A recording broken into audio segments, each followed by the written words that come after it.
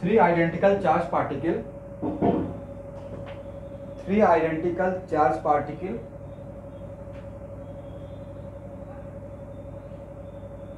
are present at vertices of equilateral triangle.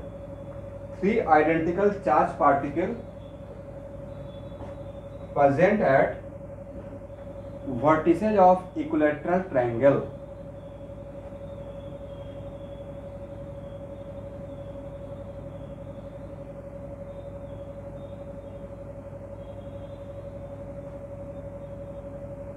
Find out net electric field at the center of the triangle, centroid of the triangle.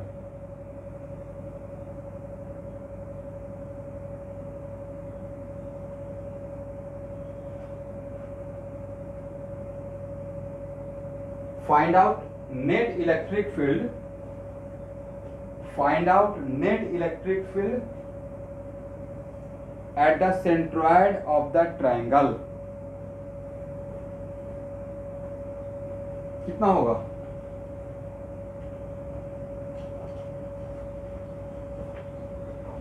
कैसे zero होगा student?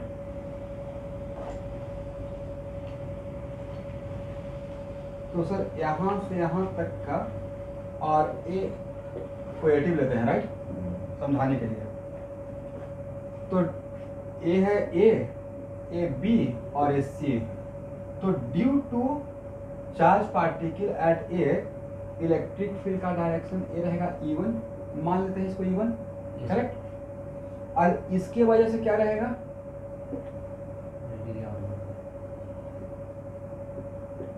E2, और इसके वजह से क्या रहेगा? E3। और इलेक्ट्रिक फील्ड का मैग्नीट्यूड क्या होता है? तो सर इलेक्ट्रिक फील्ड का मैग्नीट्यूड होता है Q/r²। तो सर इसमें r तो सबका यहां से यहां तक का, ए से सेंट्रॉइड का डिस्टेंस, सेंट्रॉइड है मेरा पॉइंट P, ए से P का डिस्टेंस, B से P का डिस्टेंस और C से P का डिस्टेंस डिफरेंट रहेगा या सेम रहेगा? सेम रहेगा। सेम रहेगा तो मतलब r² सेम हो गया। और k का मतलब क्या? k का मतलब 1/4 pi epsilon not, right.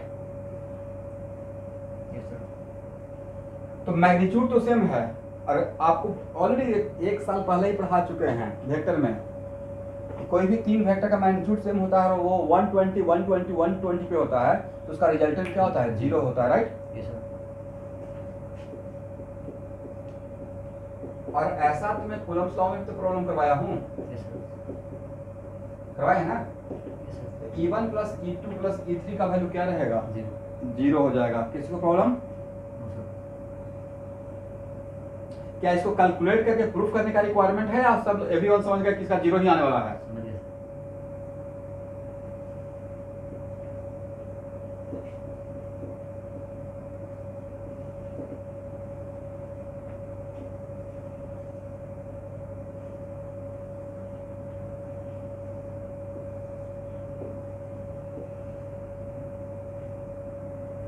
A, B, C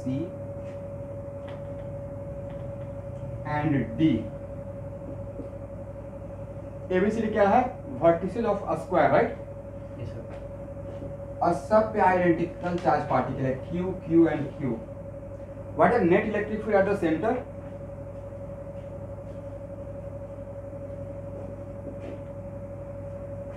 क्यों सर? ए तो इधर क्रिएट करेगा, तो ए इधर क्रिएट करेगा, जस्ट डायगोनली अपोजिट हो गया, राइट। Yes sir. और ए इस डायरेक्शन में क्रिएट करेगा और ए इस डायरेक्शन में क्रिएट करेगा। इसका मतलब है कि ए का को कैंसिल कर देगा EC और EB को कैंसिल कर देगा ED, correct. Electric field D to D, ये करेक्ट। यहाँ तो ऐसे ही प्रूफ हो गया। इसका मतलब EA अब प्लस EB अब प्लस EC अब plus ED equal to 0, right. Yes sir. लेकिन इसका एडवांटेज ऐसे उठाना है, EA प्लस EB अब प्लस EC इक्वल टू क्या बोल सकते हैं? Minus ED।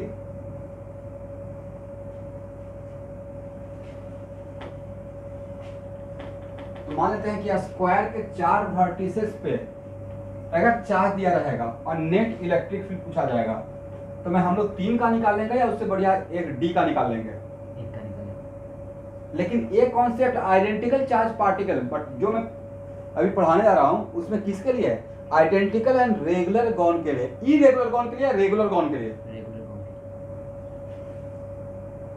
रेगुलर गॉन के लिए, राइट।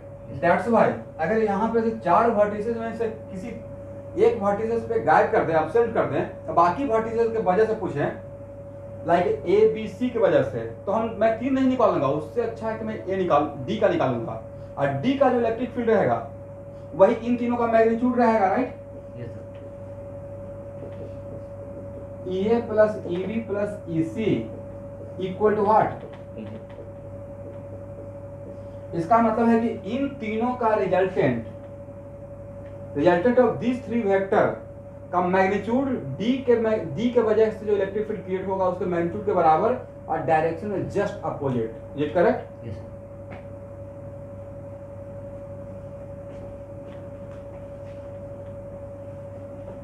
बट देखिए ट्रायंगल के लिए और स्क्वायर के लिए तो कोई प्रॉब्लम नहीं है, इतना मुझे पता है कि ट्रायंगल और स्क्वायर तक का आप लोग खुद ही काम कर लेंगे।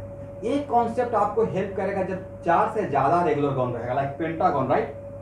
तब पेंटागन में आपके लिए बहुत मुश्किल हो जाएगा। पेंटागन में मुश्किल क्या होगा कि पेंटागन में सर अगर रिजल्टेंट निकालने जाएंगे तो एंगल तो 72 के जैसा रहेगा और उस वहाँ पे थोड़ा प्रॉब्लम होगा। पेंटागन में कितना कॉर्नर रहेगा? पेंटागन में 5 कॉर्नर रहेगा, इतना तो सबको पता है, बोलना पड़ेगा ना।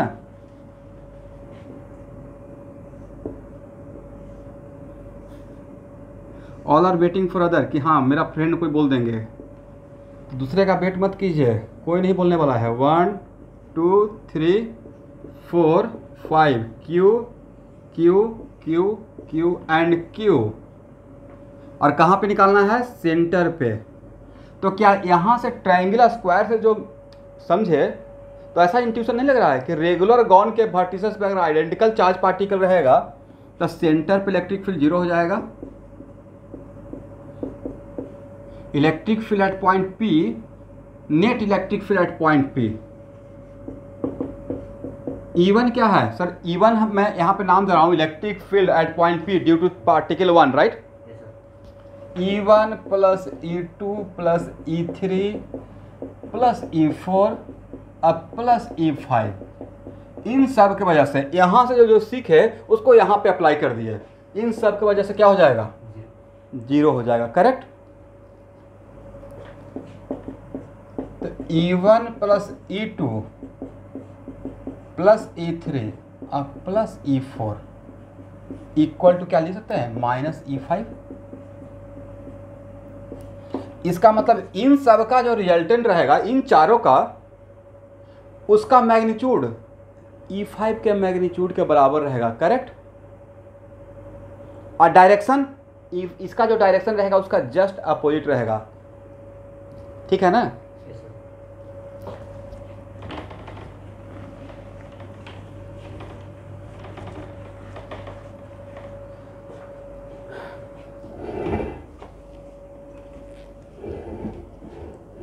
HC वर्मा का सेकेंड वॉल्यूम है ना सबके पास?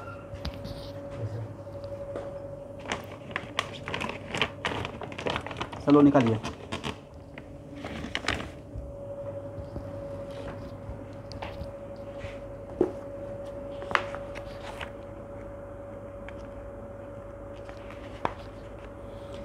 पेज नंबर 116, HC वर्मा का second volume, page number 116, question number 11।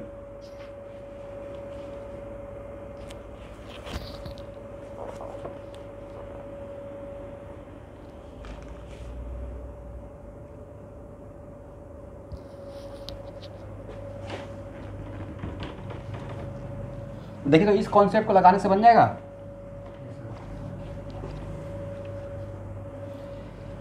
देखिए अगर इस कॉन्सेप्ट को अगर अप्लाई नहीं करते, it is very important to note that, अगर इस कॉन्सेप्ट को नहीं अप्लाई करते, HCB का क्वेश्चन नंबर 11 यही है ना, कितना वर्टिसेस पे है? ये वर्कआउट का क्वेश्चन है HC वर्मा का। यहाँ पे है, यहाँ पे है, यहाँ पे है और यहाँ पे है, राइट। बाकी एक पे क्या है, एब्सेंट है, करेक्ट। तो अगर ये अप्लाई नहीं करते तो नहीं लगता कि आपके लिए बहुत लेंदी हो जाता कि आपको 4 वेक्टर का रिजल्टेंट निकालना रहता। 1 मिनट, और उस 4 वेक्टर का कंपोनेंट अगर कार्टेशियन सिस्टम ब्रेक करते तो और भी आपके लिए लेंदी रहता, क्योंकि एंगल यहाँ पे सेंटर पे बनाता है 72 डिग्री। अब 72 का तो बहुत लेंदी, या आप पैरेललोग्राम लॉ अगर लगाते तब भी आपके लिए कॉम्प्लिकेटेड रहता। बेस्ट क्या है, इन चारों का रिजल्टेंट निकालें या किसी एक का निकालें। तो हम लोग क्या करेंगे, हम लोग खुद से सोच लेंगे कि इन चारों की वजह से 1 2 3 4 इन चारों का जो रिजल्टेंट रहेगा वो किसके बराबर रहेगा। इस अगर यहाँ पे होता, अगर वर्टिसेस 5 पे अगर चार्ज पार्टिकल होता तो वो उसका इलेक्ट्रिक फील्ड का मैग्नीट्यूड और इन चारों की वजह से इलेक्ट्रिक फील्ड का मैग्नीट्यूड सेम रहेगा। क्या हम लोग ये बोल सकते हैं E1 plus E2 plus E3, इसका यहाँ पे हम लोग एडवांटेज लेंगे, राइट। E4 का मैग्नीट्यूड किसके बराबर, E5 माइनस E5 के मैग्नीट्यूड के बराबर, करेक्ट। और डायरेक्शन इसके डायरेक्शन के जस्ट अपोजिट, करेक्ट ना। तो हम लोग क्या करने जा रहे हैं, हम लोग इन चारों को नहीं निकालेंगे, हम लोग क्या करेंगे, हम लोग सिर्फ E5 का निकालेंगे, ठीक है स्टूडेंट। और सर एग्जाम में आ गया तो भाई एसी वर्मा में जब ये सिखा रहे हैं तो इसलिए एग्जाम में आ गया तो ऐसे ही सॉल्व कर दीजिएगा, बट ऐसे लिख लीजिएगा। और लिखने का टाइम पे बोर्ड के एग्जाम में आ गया तो बोलिएगा कि फॉर रेगुलर पेंटागन और वर्टिसेज पे आइडेंटिकल चार्ज पार्टिकल रहता है तो उस रेगुलर गॉन के सेंटर पे नेट इलेक्ट्रिक फील्ड 0 होता है। ऐसे लिख कर एक लाइन फिर ऐसे कर दीजिएगा। तो अब आप इन चारों को भूल जाइए और सिर्फ यह सोचिए कि अगर 5th वर्टिसेज पे charge particle same identical charge particle होता तो उन सब की वजह से 0 होता। तो इस कॉन्सेप्ट को अप्लाई करेंगे तो इसके वजह से E5 कितना रहेगा, तो सर अगर Q पॉजिटिव है तो यहाँ पे रहेगा E5 is this one, correct. तो E5 का मैग्नीट्यूड निकल जाएगा sir KQ by what, A², right. तब इन सब का मैग्नीट्यूड क्या होगा, E1 plus E2 plus E3, Shubhankar क्या रहेगा सर, सेम रहेगा KQ बाई A², राइट। और डायरेक्शन क्या यही डायरेक्शन रहेगा, जस्ट इसका अपोजिट रहेगा, राइट।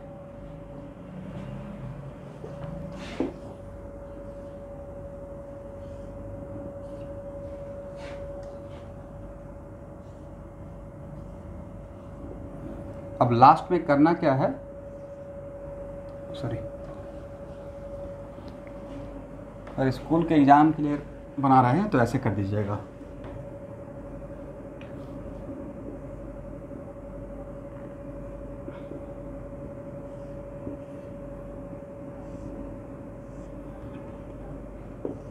KQ इसको जो मेरा ओरिजिनल प्रॉब्लम था, इन सब के वजह से यहाँ देखना है, इन सब का रिजल्टेंट ऐसे दिखा देना है 5th की तरफ, राइट।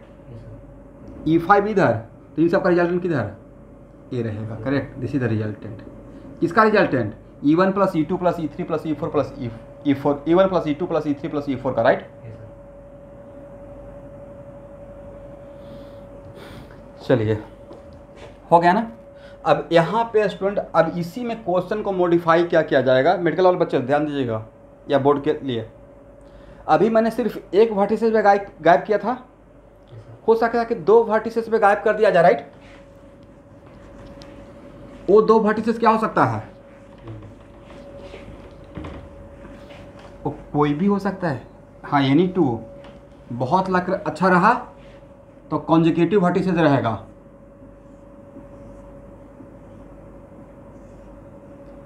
मान लेते हैं कि यहाँ पे चार्ज है, यहाँ पे चार्ज है, यहाँ पे चार्ज है, यहाँ पे चार्ज है।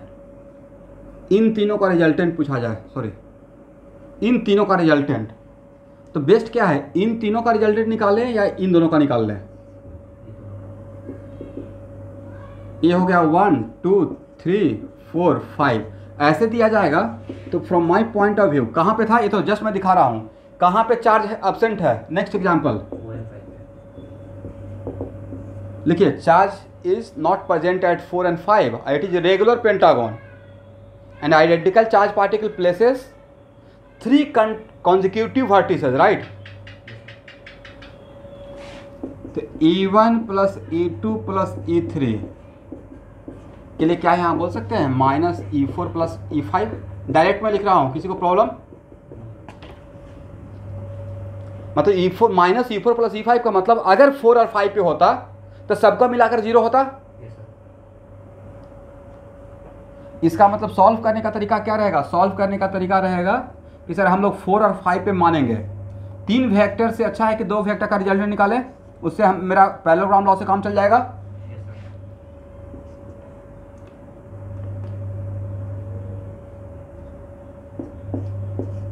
ओ सॉरी, यहाँ बताएंगे ए एंगल कितना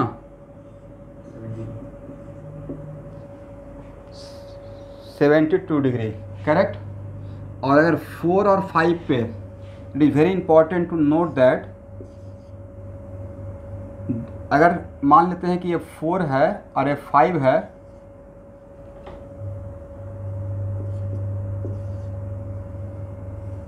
जस्ट आपको समझाने के लिए डायग्राम अलग ले रहा हूँ. ये मेरा रहेगा E4, ये सेंटर है मेरा, ठीक है, और ये रहेगा E5.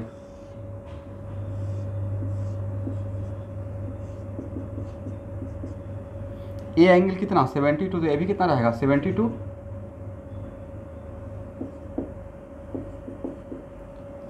करेक्ट. और E4 का मैग्नीट्यूड और E5 का मैग्नीट्यूड डिफरेंट या सेम? 2 वेक्टर का मैग्नीट्यूड सेम रहता है तो उसका रिजल्टेंट उसके एंगल बाइसेक्टर से पास करता है, राइट? तो E4 प्लस E5 का मैग्नीट्यूड कितना होगा स्टूडेंट? E4 का स्क्वायर अब प्लस E5 का square plus 2 into E4 E5 cos 72. cos 72 का वैल्यू निकालेंगे, ट्रिग्नोमेट्री में था पढ़ना. बोलते ही नहीं है ना, सबसे बड़ा समस्या तो ये है इन लोगों के साथ. cos 72 cot 18 degree, cot 36 degree, cot 72 degree, ये सब तो हम लोग पढ़े थे एडवांस मैथ में और 11th में, राइट? तो cos 72 का वैल्यू निकल जाएगा और यहाँ पे कितना हो जाएगा? क्या इसके बदले हम लोग E लिख सकते हैं? E4 equal to E5 equal to, सबका मैग्नीट्यूड सेम है, E को कॉमन ले लीजिए तो कितना हो जाएगा 2 + 2 cos 72 डिग्री, करेक्ट ना? तो हो तो गया. रिजल्टेंट का मैग्नीट्यूड और डायरेक्शन क्या रहेगा? तो सर डायरेक्शन इन दोनों का रिजल्टेंट मैग्नीट्यूड सेम है तो डायरेक्शन जस्ट इसके बाइसेक्टर से पास करेगा. तो एक किसका रिजल्टेंट है? This is the resultant of this and this. But ये निकालना था या इन तीनों का रिजल्टेंट निकालना था? तो सर इन तीनों का जो रहेगा वो ये रहेगा या इसका जस्ट अपोजिट? यस, ये वाला हम लोग का आंसर रहेगा. मैग्नीट्यूड सेम रहेगा और आंसर क्या रहेगा ER1 या ER? ER, correct. तो मैग्नीट्यूड सेम और डायरेक्शन जस्ट अपोजिट, करेक्ट. तो HCB में सिर्फ एक वर्टिसेस पे गायब किया गया है, राइट? हम लोग क्या किया 2 वर्टिसेस, बट वो 2 वर्टिसेस कहाँ कौन सा है? कॉन्सिक्यूटिव है. ईच कंपल्सरी कॉन्सिक्यूटिव रहेगा. एक और एग्जांपल से समझते हैं इसको. ये 2 बार रिपीट हो चुका है JEE मेन में, इसलिए इसको टेक इट सीरियसली. जो JEE मेन का ऑब्जेक्टिव बन चुका है, तो it is very important to note that कि नीट का फेवरेट क्वेश्चन हो सकता है, करेक्ट.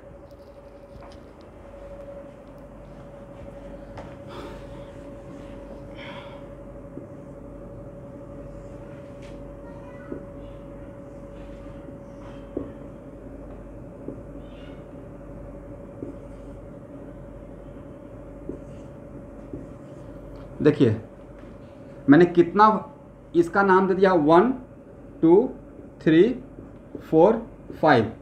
हम लोग कौन कौन सा वर्टिसेस में चार्ज को एब्सेंट किए हैं? 1 और 4. तो इसका जो आंसर आया E1 + E2 + E3 का, वही आंसर इसका रहेगा या अब अलग रहेगा? अलग रहेगा। अलग रहेगा। यहाँ देखेंगे, इसका मतलब है कि हम लोग को निकालना है E2 अब प्लस E3 और प्लस E5 का रिजल्टेंट, करेक्ट? Yes sir. तो हम लोग इन 3 का निकालें या 2 का निकालना बेटर रहेगा? E1 प्लस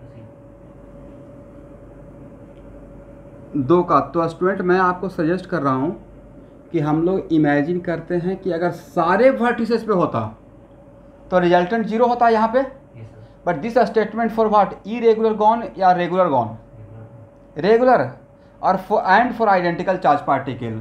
तो अब हम लोग क्या कर रहे हैं कि हम लोग सोच रहे हैं कि नहीं, E1 plus E2 plus E3 plus E4 plus E5 equal to 0, then वहाँ से E1 plus E2 plus E3 plus E5 equal to क्या लिख सकते हैं? Minus E1 plus E4। Yes sir. आप सब लोग समझ रहे हैं मैं क्या बोल रहा हूँ? यस, इसका मतलब है 3 का निकालने से अच्छा है कि 2 का निकालने, राइट? ज़्यादा फास्ट रहेंगे। Yes sir. E1 का डायरेक्शन सर इधर रहेगा, राइट? अगर मेरा क्यू चार्ज पार्टिकल पॉजिटिव है, और E4 का डायरेक्शन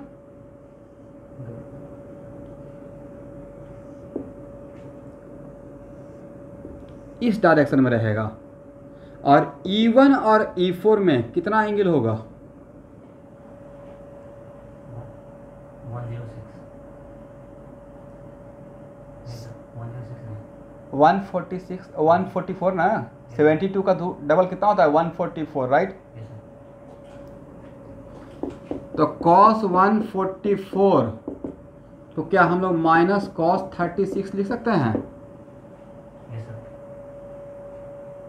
कैसे sir? cos 180 minus theta, right? Yes sir. तो सर cos 36, तो भाई मेडिकल वाले के लिए एक बता रहा हूँ कि आप लोग एक काम कीजिएगा, cos 18 डिग्री का और cos 36 डिग्री का और cos 72 का, इन तीनों का रट जाइए तो ज़्यादा बेटर है। जिनका मैथ में बिल्कुल इंटरेस्ट नहीं है, अब फिर भी सर नहीं आता है, तो अपने इंजीनियरिंग वाले फ्रेंड से पूछ लीजिएगा कि कैसे निकलेगा, कितना वैल्यू होगा। मुझे लगता है कि यहाँ पे cos 5a जैसा कुछ कॉन्सेप्ट होगा, नहीं? Yes sir. अब बोलेंगे ही नहीं, सबसे बड़ा समस्या ये है। cos हम लोग शायद ऐसे पढ़े थे 5 × 18 डिग्री, राइट? Yes sir. और 18 को हम लोग ये मानेंगे cos 5a, वहाँ से निकालते थे। मतलब आप कहने का सेंस है कि यहाँ पे मेरा काम खत्म हो जाता है, बाकी ये ट्रिगोमेट्रिक काम है। एनीवे, तो क्या यहाँ से इन दोनों का रिजल्टेंट का मैग्नीट्यूड निकाल लेंगे? तो इसका मैग्नीट्यूड E2 अब प्लस E3 अब प्लस E5, समझ रहे हैं ना कि वो 2 वर्टिसेस पे जो गायब करेगा चार्ज, वो इज इट कंपल्सरी कि कॉन्जुगेटिव रहेगा? कॉन्जुगेटिव नहीं भी हो सकता है। तो modulus of E1 plus E4, is it correct? Yes sir. तो क्या हो गया सर? E1 का स्क्वायर अब प्लस E4 का स्क्वायर। ये तो पता है कि सर इन दोनों का रिजल्टेंट इसको जस्ट बीचों बीच पास करेगा, करेक्ट? 2 वेक्टर का मैग्नीट्यूड सेम होता है तो उसका रिजल्टेंट एंगल बाइसेक्टर से पास करता है, करेक्ट? Yes sir. तो इसका रिजल्टेंट कहाँ से पास करेगा सर? 144 का हाफ से पास करेगा, 72 डिग्री रहेगा, right? Yes sir. 2E1 E4 और cos कितना? 144 डिग्री, राइट? कैलकुलेशन तो आप लोग कर लेंगे ना? 144 के बीच में 144 कैसे होगा? अच्छा, इन दोनों का रोशन कुमार का क्वेश्चन है कि सर इन दोनों का एंगल 144 कैसे हुआ? तो हम लोग ऐसे सीखे थे 360 by 360 by 5, right? Yes sir. 72, तो ये 72 ये भी 72, यस सर। जस्ट डबल हो गया ना? यस और सर। इस ये पूरा 144, तो ये भी तो सामने सामने का एंगल सेम रहेगा। Yes sir. ये सबको समझ में आ गया था कि 144 मैंने कैसे लिखा था?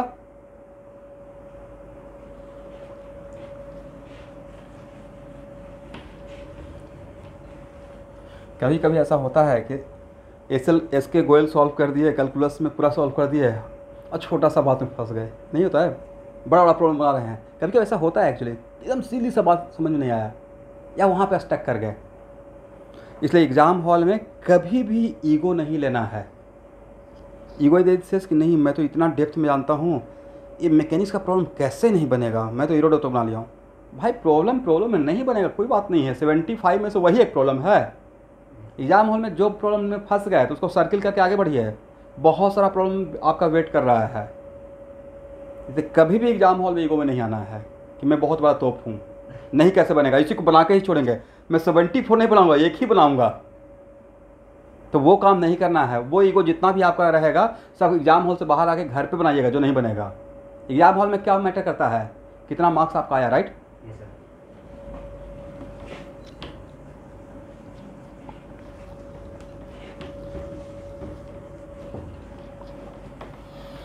ये हो जाएगा ना। Yes, sir.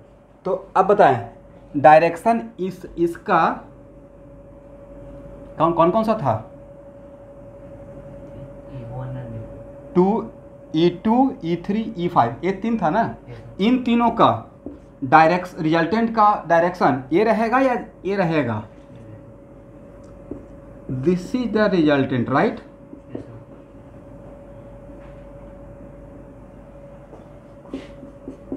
अब देखिए जेई मेन में जो आया है तो सर 36 डिग्री 18 डिग्री और शायद 144 एक कुछ बच्चों को प्रॉब्लम क्रिएट करेगा, क्योंकि बहुत लोग नहीं जानते होंगे value. But 60 degree 120 degree 150 degree ये तो पक्का वैल्यू जानते हैं। Yes, sir. कॉस 150 मतलब कितना, माइनस कॉस 30 निकाल लेंगे ना।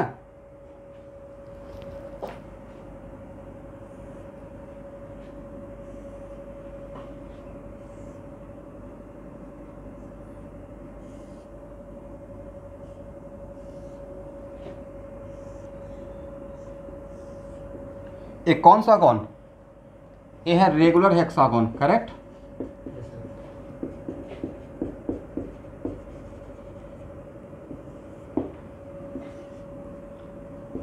Q Q Q Q Q and Q, ये है वर्टिसेस 1 2 3 4 5 6। इन सब का रिजल्टेंट सेंटर पे क्या रहेगा, 0. E1 E2 E3 लिखते जाइएगा, E4 प्लस E5 अब plus E6 equal to what, 0। हो जाएगा ना। Yes, sir.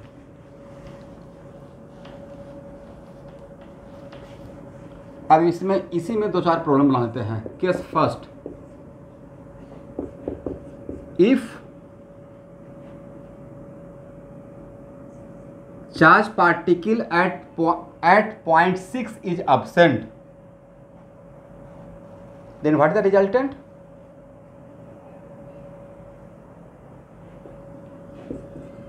If charge part इसका डिस्टेंस मान लीजिए कितना b, कहाँ से एब्सेंट है स्टूडेंट, पहला इसमें problem, charge particle charge from where, corner 6 right, 6th is absent, then resultant निकालना है। इसका मतलब हम आपसे पूछ रहा हूँ E1 plus E2 plus E3 अब प्लस E4 अब प्लस E5 का वैल्यू, राइट। आप क्या करेंगे, इन पांचों का निकालेंगे या 6th का निकाल लेंगे। इसका निकालेंगे. तो सर एक काम करते हैं, पूछा जा रहा है इन 5 का, मैं निकालूंगा इसका, राइट। A6 करण साहनी म्यूट कर लीजिए। तो पूछा जा रहा है E1 E plus E2 plus E3 plus E4 plus E5। Yes, sir. हम लोग उल्टा काम करेंगे, हम लोग ये सोचेंगे कि अगर 6th पे भी रहता तो सब जीरो, सबका रिजल्टेंट 0 होता। तो बेटर क्या है, 5 का निकालना या एक कॉर्नर का निकालना। एक का निकालना. तो E6 का मैग्नीट्यूड कितना सर, KQ/, कितना 20. तो ये तो पक्का पता होगा कि रेगुलर हेक्सागोन में जो साइड का रहता है वही कॉर्नर से सेंटर का रहता है, Yes, sir. इक्विलैटरल ट्रायंगल बनता है। कितना इसमें से सेंटर से सारे कॉर्नर को मिलाइएगा तो कितना triangle, 6 triangle, right. All are equilateral, correct. Yes, sir. तो क्या लिखते हैं, दिस वन तो सर इसका मैग्नीट्यूड ए रहा, राइट। तो अब बताइए इन पांचों का रिजल्टेंट किधर, सर इन पांचों का रिजल्टेंट तो ही रहेगा -e6 की तरफ, राइट। ये है e6 तो ये क्या रहेगा -e6, करेक्ट। यहाँ तक आया ये। तो ऐसा बोर्ड में आएगा तो नहीं बनेगा आप लोग से, या नीट में आएगा तो बन जाएगा। तो अपने शॉर्ट नोट्स में क्या लिखना है कि रेगुलर गॉन के वर्टिसेस पे अगर आइडेंटिकल चार्ज पार्टिकल रखते हैं तो सेंटर पे उन सब की वजह से रिजल्टेंट क्या होता है, 0 होता है। और इसका बाद में लिखना है लाभ उठाना है, यानी कि सिर्फ 0 होता है। मतलब ऐसे लिखकर जैसे मैं लिखता हूँ तब ना समझ में आएगा कि किसका कहाँ से एडवांटेज लेंगे, E1 + E2 + E3 + E4। ऐसा नहीं सिर्फ 0 लिख दिए अब बाद में भूल गए कि करना कैसे था। हो गया ना। इसको हटाएं।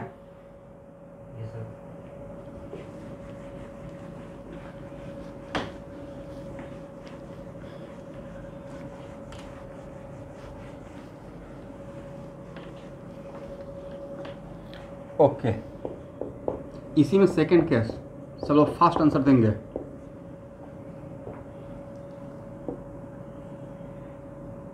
From 5th and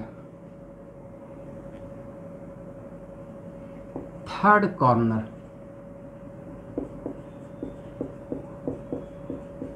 charge particle is absent. तब बाकी कितना कॉर्नर पे बचा, 1st, 2nd, 4th and 6th, right. यहाँ पे है, यहाँ पे है, यहाँ पे है और यहाँ पे है। कहाँ पे एब्सेंट के लिए बोले हैं आप, क्या कीजिएगा 4 का निकालिएगा या 2 का निकालिएगा। तो सर हम लोग 4 का नहीं निकालेंगे, we are very wise people. हम लोग सोचेंगे कि अगर इन दोनों पे फिर आता तो रिजल्टेंट 0 होता। तो इस इक्वेशन का एडवांटेज लेंगे, दिस आप प्लस दिस आप plus this equal to what, क्या हो जाएगा माइनस, इक्वल टू माइनस उस तरफ भेजेंगे E3 + E5, राइट। निकालना है E1 + E2 अब प्लस E4 अब प्लस E6, लेकिन हम लोग इसको ऐसे सोचेंगे E3 + E5। उससे फायदा क्या होगा कि 4 ना निकाल के हम लोग को 2 निकालना रहेगा, राइट। और बाकी 2 को आप नहीं निकाल लीजिएगा, इसका और इसका, राइट।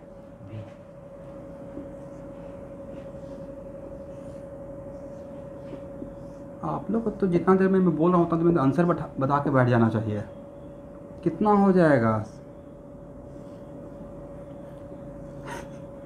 तो ये तो सर इतना आसान है, दुनिया का सबसे आसान प्रॉब्लम यही है। किसी 2 वेक्टर का मैग्नीट्यूड सेम रहता है, दोनों के बीच में एंगल 120, तो उसका रिजल्टेंट का मैग्नीट्यूड भी वन ऑफ द वेक्टर का मैग्नीट्यूड के बराबर रहता है, राइट।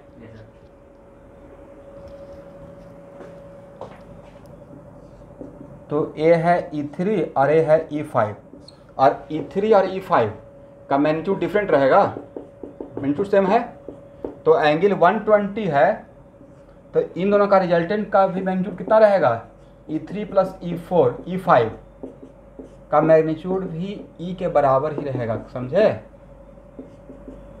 निकाल के देख लीजिए पैरेललोग्राम लॉ से, डिफरेंट रहता है या सेम रहता है, सेम रहता है। और कहाँ से पास करेगा सर, एंगल बाइसेक्टर से, राइट, करेक्ट। ए है ER1, तो आपका आंसर ER1 रहेगा या -ER1 रहेगा, -ER1, करेक्ट। मतलब ऐसा क्वेश्चन रहेगा तो अब बन जाएगा। तो अगर ये तो हेक्सागोन था, हेप्टागोन रहेगा तो बोलते ही नहीं है सर, सेम। ऑक्टागोन रहेगा तो सेम। और इनफाइनाइट कौन रहेगा तो, इनफाइनाइट रेगुलर कौन रहेगा तो क्या सेम। सर सेंटर पे इलेक्ट्रिक फील्ड 0, राइट। और इनफाइनाइट रेगुलर कौन रहेगा तो क्या बन जाएगा Shubhankar, sir it is circle. Infinite regular कौन रहेगा तो now it becomes what, circle, correct. और जो हम लोग अगर सर्कल बन गया तो जो हम लोग चार्ज पार्टिकल रख रहे थे वो बहुत क्या डिस्टेंस पे था या सर्कल में बिल्कुल नज़दीक नज़र आएगा? Yes sir.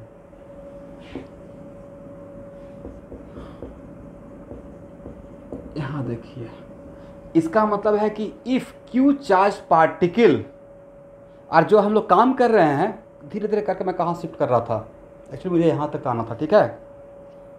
तो इन पहले हम लोग ट्रायंगल, इक्विलैटरल, फिर स्क्वायर, फिर रेगुलर पेंटागन, फिर रेगुलर हेक्सागन, फिर रेगुलर हेप्टागन, धीरे धीरे बढ़ाते हुए इनफाइनाइट गॉन, बट उसके वर्टिसेस पे आइडेंटिकल चार्ज पार्टिकल।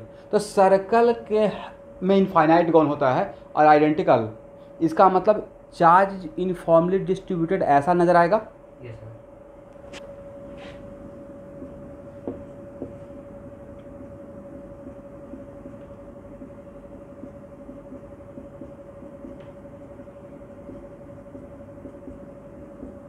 इसका मतलब distribution of charge non inform का मैं बात कर रहा हूँ या inform distribution of charge?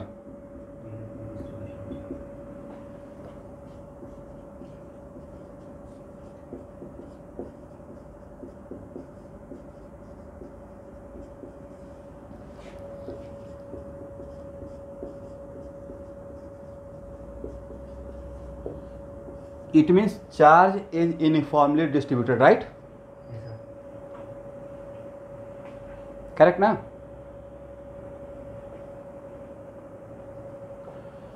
Okay everyone,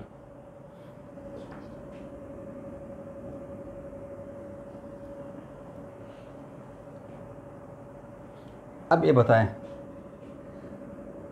इस सेंटर पे इलेक्ट्रिक फील्ड क्या रहेगा? 0 रहेगा। हर्षराज म्यूट कर लीजिए।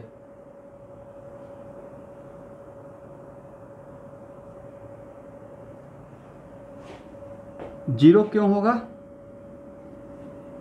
तो सर अगर ध्यान से देखेंगे तो यहाँ पे चार्ज कितना रहेगा? DQ। क्यू या डी क्यू? DQ। एक क्यू जो है वो पूरा सर्कल पर डिस्ट्रीब्यूटेड रहता है, यहाँ पे D Q, right? Yes sir. और यहाँ पे एक, यहाँ देखिएगा इसके जस्ट डायमेट्रिकली अपोजिट भी तो एक डी क्यू रहेगा। ये डी क्यू इस डायरेक्शन में जो इलेक्ट्रिक फील्ड क्रिएट करेगा वो बहुत बड़ा इलेक्ट्रिक फील्ड रहेगा या वेरी स्मॉल इलेक्ट्रिक फील्ड? छोटा इलेक्ट्रिक वैसा इलेक्ट्रिक फील्ड जिसका मैग्नीट्यूड बहुत कम रहेगा। फील्ड। Yes sir. ऐसे लिखेंगे ना कि ये डी क्यू बाई यहाँ से यहाँ तक का डिस्टेंस, अगर रेडियस आर है तो आर स्क्वायर, और डायरेक्शन तो समझ ही रहे हैं इस डायरेक्शन में, इसके वजह से, राइट? इसको बोल देते हैं DE1, करेक्ट? तो ये क्या क्रिएट करेगा sir? DE2, agree? Yes sir. तो आपको नहीं लगता कि हर डी क्यू क्यों ले रहे हैं?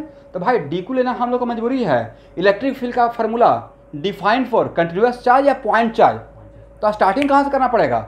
Where charge is distributed continuously, वहाँ भी स्टार्ट करना है पॉइंट चार्ज मानकर, राइट? Yes sir. क्योंकि कंटिन्यूअस चार्ज के लिए तो आप फार्मूला मिला ही नहीं है और ना ही है, तो स्टार्ट कहाँ से करना है?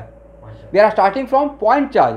तो जहाँ पे कंटिन्यूअस डिस्ट्रीब्यूशन चार्ज रहेगा वहाँ भी हम लोग को पहले पॉइंट चार्ज बनाना है, और पॉइंट चार्ज बनाने का तरीका D Q, correct? Yes sir. तो आपको नहीं लगता है कि सर हर डी क्यू के अपोजिट में एक दूसरा डी क्यू है, डायगोनली अपोजिट? Yes sir. तो इसके इफेक्ट को ये खत्म कर देगा, यहाँ देखना है, इसके इफेक्ट को ये खत्म कर देगा, इसके इफेक्ट को एक खत्म कर देगा, तो इसके इफेक्ट को एक खत्म कर देगा, राइट? Yes sir. करेक्ट ना? Yes sir. चलिए आइए,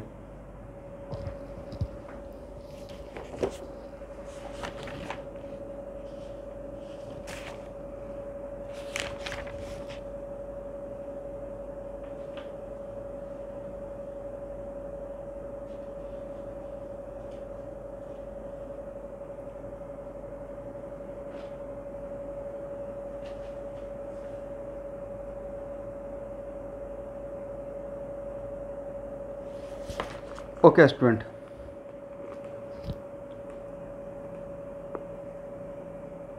सबसे पहले एक क्वेश्चन देखिए,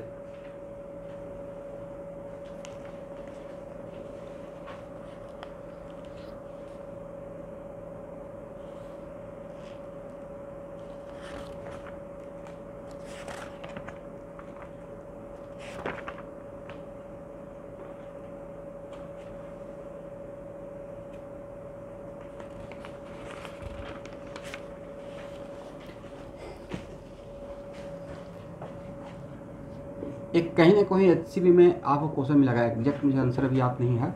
यहाँ देखिएगा, क्वेश्चन लिखिए, Q charge is distributed continuously. Q charge is distributed continuously, uniformly लिखना है। Q charge distributed uniformly on periphery of circle, on the periphery of circle whose radius is r.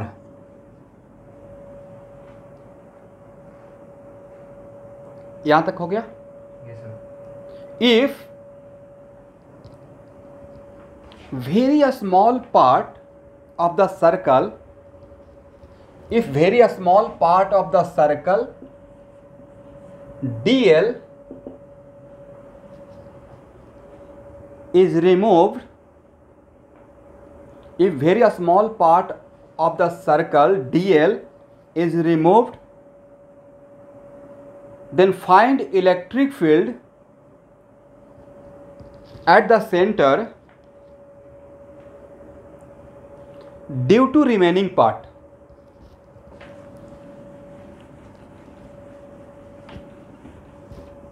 Find the electric field at the center due to remaining part.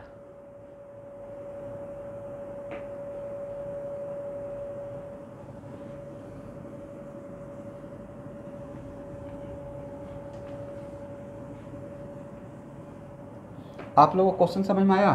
Yes, sir.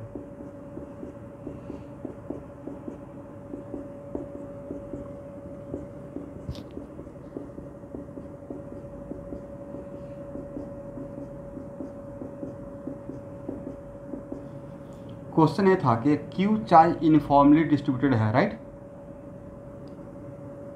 अब यहाँ देखना है, अब यहाँ से क्या बोला गया है?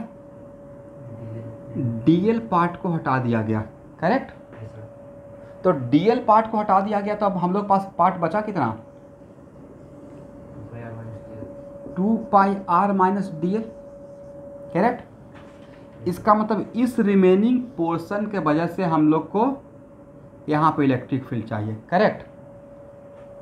Yes, sir. तो अब रिमेनिंग पोर्शन का वजह से का मतलब क्या कि Q में से DQ इस चार्ज के वजह से, राइट? Yes, sir. क्योंकि DL पार्ट में यहाँ देखिए लैम्डा क्या हो जाएगा, लैम्डा निकाल पाएंगे सर? लैम्डा होता है चार्ज पर यूनिट लेंथ, तो चार्ज है Q divide by 2 pi r, कर सकते हैं? Yes, sir. क्योंकि distribution of charge non inform है या इनफॉर्म है? इनफॉर्म के लिए कर सकते हैं, राइट? तो दिस DL पार्ट में कितना रहेगा चार्ज? तो sir lambda into DL, right?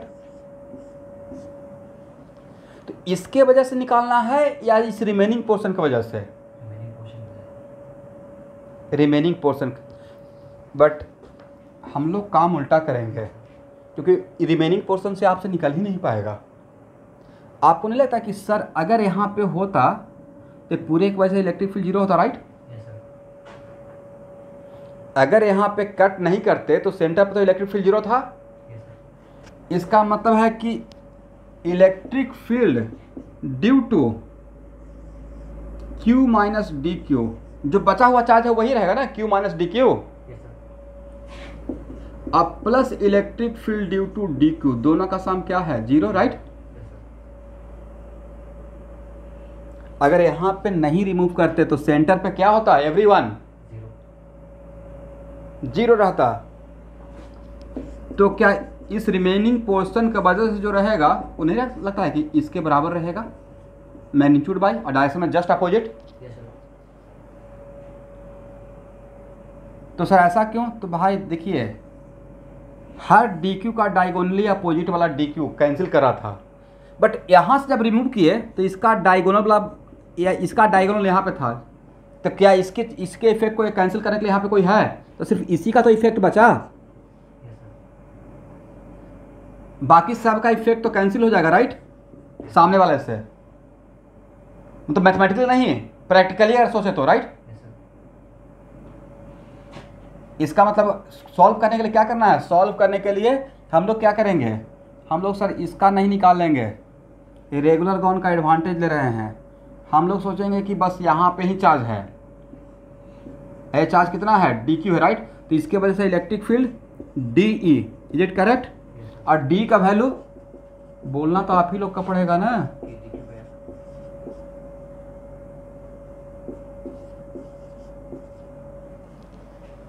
R. इस डायरेक्शन को यू मान लेते हैं, करेक्ट? तो हम लोग को जो निकालना था वो यही निकालना था या रेस्ट? जो हम लोग का आंसर रहेगा ये रहेगा, मैग्नीट्यूड वाइज सेम रहेगा, बट यू की जगह पे माइनस यू कर देंगे। अगर इधर का यूनिट वेक्टर यू, तो इधर का यूनिट वेक्टर क्या रहेगा? माइनस यू रहेगा, राइट? Yes, sir. तो के और डी क्यू का वैल्यू पुट कर सकते हैं, Yes, sir. कितना? Lambda D. तो डी क्यू को लैम्डा का वैल्यू भी तो पुट करना पड़ेगा, Q by 2 into D. ठीक है ना? Yes, sir. ये आंसर डी क्यू का वैल्यू पुट कर दीजिएगा वहाँ पे।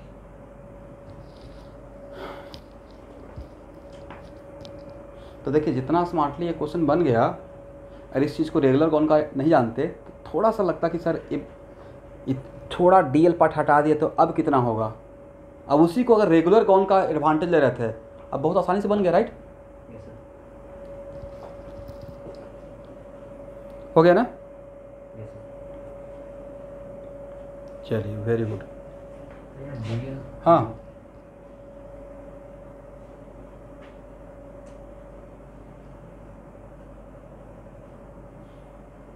इसमें क्या प्रॉब्लम है?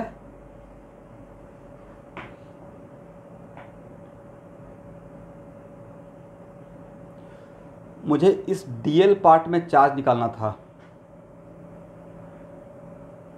तो डीएल पार्ट में चार्ज कैसे निकालेंगे? तो अब एक मिनट रुकिए, सेंटर ऑफ मास का क्लास किए थे?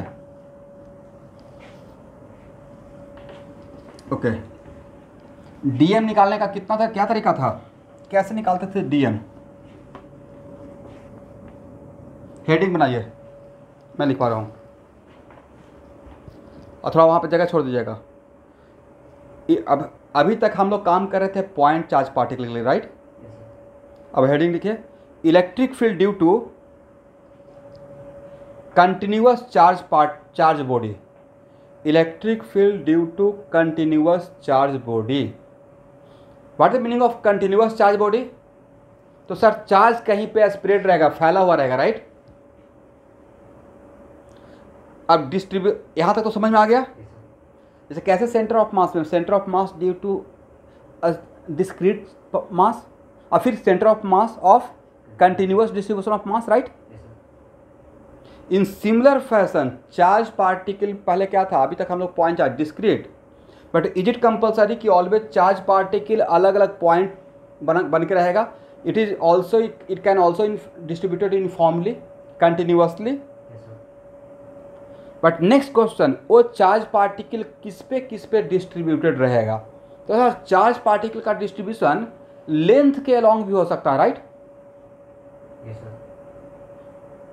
क्योंकि आपको इलेक्ट्रिक फील्ड तो स्टार्ट तो करना है डीक्यू से। अगर कंटिन्यूअस चार्ज पार्टिकल का डिस्ट्रीब्यूशन रहेगा तो कंटिन्यूअस चार्ज पार्टिकल के लिए अभी तक तो आपको कोई फार्मूला मेरे तरफ से नहीं मिला है, सिर्फ कूलम्स एक डायरेक्ट फार्मूला मिला है electric field due to point charge के लिए, K Q by R square, R Q into R, right? Source point and field point, यही मिला है। Yes, sir. इसका मतलब आगे का भी सफर इस चैप्टर में ऐसे ही स्टार्ट करना है, राइट? यहां देखें,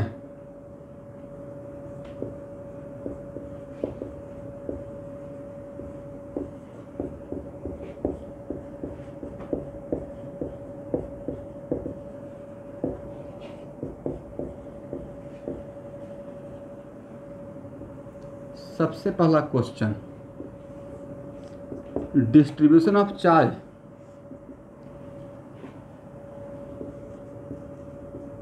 यूनिफॉर्म भी हो सकता है और नॉन यूनिफॉर्म भी हो सकता है, राइट? Yes sir. मतलब दोनों बात का ख्याल रखना है, करेक्ट? यूनिफॉर्म भी हो सकता है, नॉन यूनिफॉर्म भी हो सकता है। अब नेक्स्ट, चार्ज किस पे डिस्ट्रीब्यूट हो सकता है? चार्ज का डिस्ट्रीब्यूशन लेंथ पे भी हो सकता है। लेंथ का मतलब एरिया नहीं रहेगा, समझे शाहबाज? या तो चार्ज एरिया में डिस्ट्रीब्यूटेड रहेगा, या तो चार्ज लेंथ में डिस्ट्रीब्यूटेड रहेगा, या तो चार्ज वॉल्यूम में डिस्ट्रीब्यूटेड रहेगा। फोर्थ कोई ऑप्शन आपके पास है चार्ज को रखने का जगह? Charge can be distributed over the length, charge can be distributed over the area, charge can be distributed entire volume, right? तीन ही तरीका हो सकता है। अब इन तीनों में सर कैसे रहेगा? यूनिफॉर्म नहीं तो नॉन यूनिफॉर्म। बाकी कोई ऑप्शन है? इसका मतलब है कि कंटिन्यूअस डिस्ट्रीब्यूशन ऑफ चार्ज में सर दो तरीका, इनफॉर्म या नॉन इनफॉर्म। इनफॉर्म है तो बहुत बढ़िया है, नॉन इनफॉर्म है तो और भी बढ़िया है, थोड़ा बढ़िया रहेगा प्रॉब्लम बनाने में। अब चार्ज का डिस्ट्रीब्यूशन हो कहाँ सकता है? तो सर चार्ज का डिस्ट्रीब्यूशन, कंटिन्यूअस चार्ज का डिस्ट्रीब्यूशन ओवर द लेंथ रहेगा, राइट? ये भी हो सकता है। ओवर द लेंथ का मतलब एक लाइन पे सिर्फ फैला हुआ रहेगा चार्ज, राइट? तो सर्कल का पेरीफेरी एरिया था, मैंने क्या बोला था कि पूरा इंटायर सर्कल में बोला था, या पेरीफेरी ऑफ द सर्कल? तो पेरीफेरी ऑफ द सर्कल का मतलब is it discharge distribution of charge on the over the area, over the length? या क्या हो सकता है सर? ओवर द एरिया भी हो सकता है, राइट? और क्या हो सकता है? इंटायर वॉल्यूम हो सकता है, इन वॉल्यूम, राइट? तो अगर यहाँ देखिएगा, अगर चार्ज का डिस्ट्रीब्यूशन लेंथ पे रहेगा तो वहां पे हम लोग बोलते हैं, तब वहां पे मैं इसको टर्म को पढ़ूंगा लीनियर चार्ज, इसको इंडिकेट करते हैं लैम्डा से। अगर लेंथ पे रहेगा तो लैम्डा क्या है? तो लैम्डा है, बोलिए, लीनियर चार्ज डेंसिटी। इसको क्या पढ़ेंगे स्टूडेंट? और अगर एरिया में रहेगा तब हम लोग इसको यहाँ का बोलते हैं सिग्मा। और सिग्मा क्या रहेगा?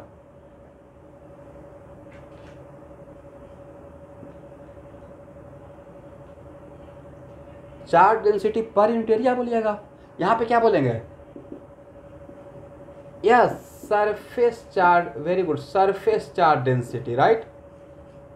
अब what the meaning of surface charge density? Sir charge per unit area, right? Charge per unit area. इसको क्या पढ़ेंगे sir? Charge per unit length. और अगर वॉल्यूम में रहेगा तो वॉल्यूम को रो से इंडिकेट करते हैं, ठीक है? इसको क्या पढ़ेंगे? Volume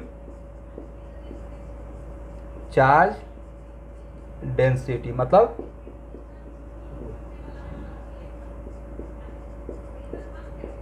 per unit volume, correct? यहां तक आ गए? और ये सेंटर ऑफ मास में एक चीज सिखाए थे कि जैसा डिस्ट्रीब्यूशन रहेगा वैसा ही एलिमेंट का सिलेक्शन रहेगा।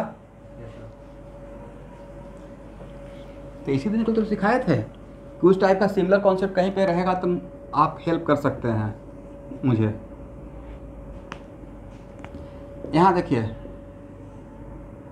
अगर डिस्ट्रीब्यूशन ऑफ चार्ज, ये जो मैं दिखाया हूँ वो एरिया पे दिखाए हैं या लेंथ पे दिखाए हैं? लेंथ पे। और टोटल चार्ज क्यू है तो इसको क्या बोलिएगा sir? Charge distributed over the length, right? Charge distributed over the length. तो लैम्डा क्या होगा? आज के पूरा यहाँ से इलेक्ट्रोडायनेमिक्स में पूरा जितना भी चैप्टर आगे का, अगर चार्ज लेंथ पे रहेगा तो उसके लिए हम लोग चार्ज लीनियर चार्ज डेंसिटी के लिए लैम्डा ही मैं यूज करूँगा मेरी तरफ से। अगर एरिया पर रहेगा तो सिग्मा यूज करूँगा, वॉल्यूम में रहेगा रो यूज करूँगा। Is it okay? तो लैम और यहाँ से यहाँ तक का लेंथ, टोटल लेंथ यहाँ से यहाँ तक का लेंथ का मतलब मैं इसको पकड़ के ऐसे खींच दिया तो मुझे एल मिला, राइट? तो लैम्डा कितना?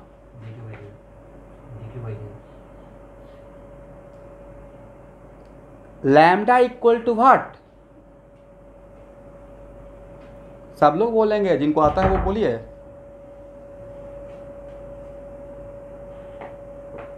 कितना होगा?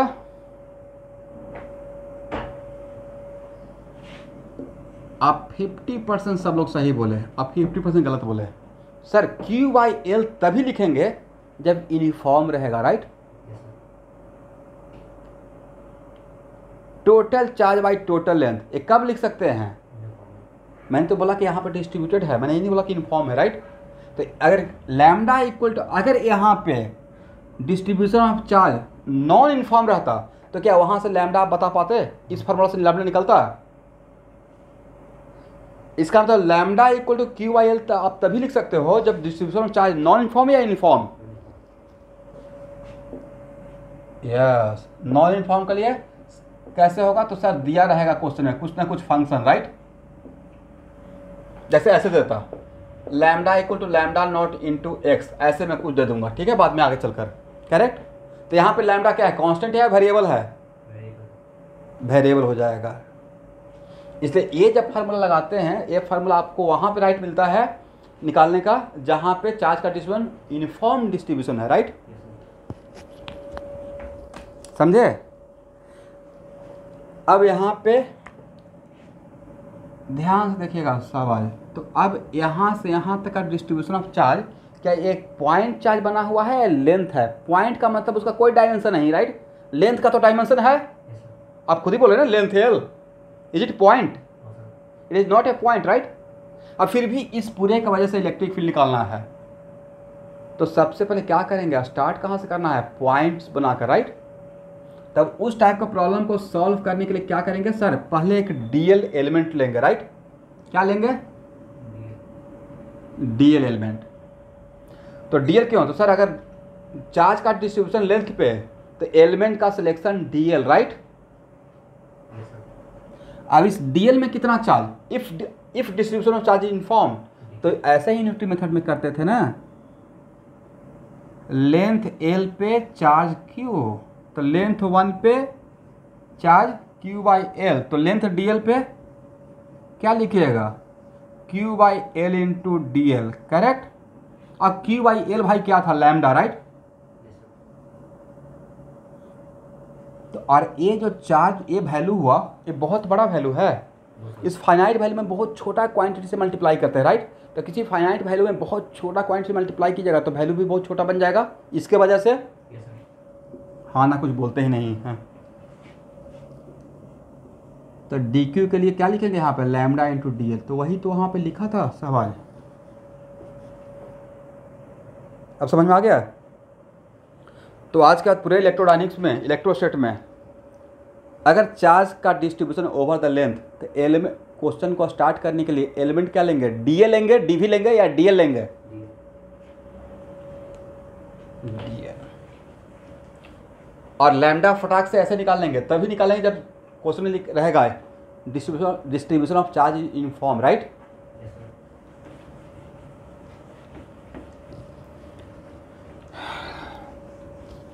चलिए पहले इसी को सीख लेते हैं। और अगर चार्ज का डिस्ट्रीब्यूशन एरिया पे, राइट, मान लेते हैं टोटल एरिया ए है, तो एलिमेंट का सिलेक्शन कैसा? क्वेश्चन को स्टार्ट करने के लिए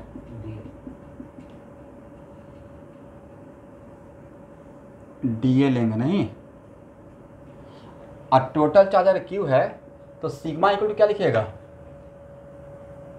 Q/A। लेकिन यहाँ मेंशन कर दिएगा सर, डायरेक्ट Q/A तभी लिखेंगे जब यूनिफॉर्मली डिस्ट्रीब्यूटेड रहेगा, राइट?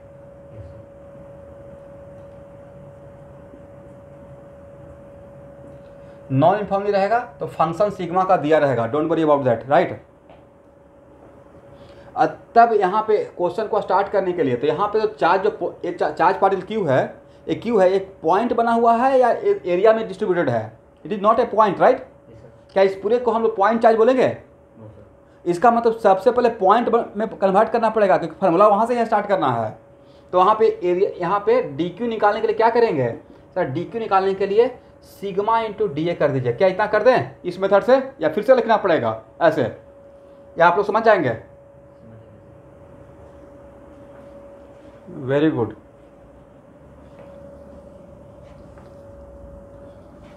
और अगर चार्ज वॉल्यूम में रहेगा, ये मैं पहले ही मेंशन कर रहा हूँ, वॉल्यूम, ठीक है?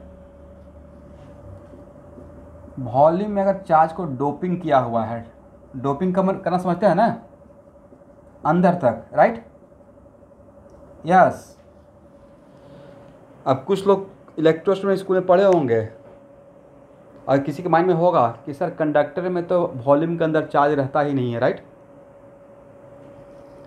ऐसा कहीं पे कुछ पढ़ाया गया है? नहीं पढ़ाया गया है तो अच्छा, पढ़ाया गया है तो बात एक कुछ ऐसा ही है कि काठ को, लकड़ी को पानी के अंदर डालिएगा तो नहीं रह पाता है, अंदर ऊपर आता है, ठीक है? कुछ वैसा ही होता है। अगर आइसोलेटेड कंडक्टर है, उसके वॉल्यूम में अगर चार्ज को इंजेक्ट भी कर देते हैं तो चार्ज अंदर में न रह के बाहर में आ जाता है, सरफेस पे फ्लैश कर जाता है, ठीक है? बट फिर भी मैं बोल रहा हूँ चार्ज डिस्ट्रीब्यूटेड इन वॉल्यूम, तो कंडक्टर में ऐसा नहीं होता है। इंसुलेटेड मटेरियल में तो ऐसा हो सकता है जहाँ पे डोपिंग कर दिया जाए, या छोड़िए उतना, हाइपोथेटिकल हो सकता है ना।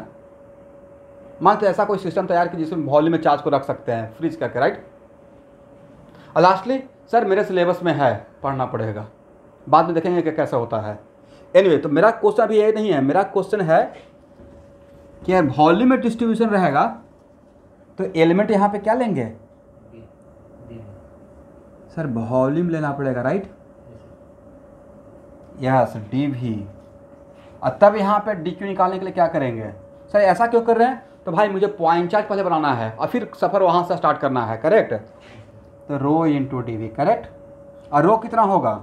अगर इनफॉर्म रहा लक अच्छा है, अगर इनफॉर्म रहा तो क्यू बाई वी, राइट? और अगर रो वेरिएबल रहेगा तो रो एज ए फंक्शन ऑफ कुछ दिया रहेगा क्वेश्चन में, ठीक है ना?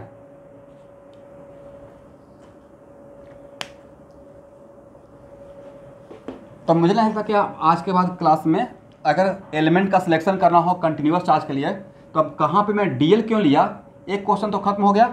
डी ए क्यों लिया, ये भी क्वेश्चन खत्म हो गया। और डी बी क्यों लिया, ये भी क्वेश्चन खत्म हो गया, राइट?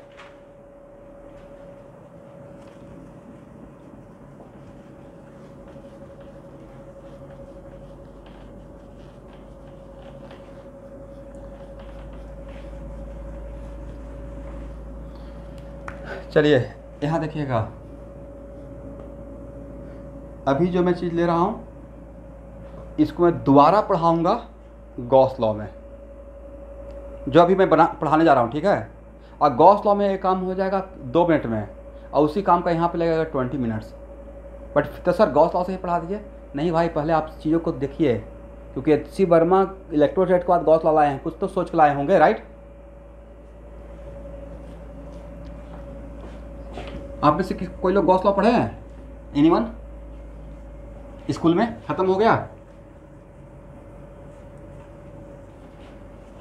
गॉस लॉ से जो इलेक्ट्रिक फील्ड निकालते हैं वो किसका निकालते हैं? क्या सबका निकाल सकते हैं?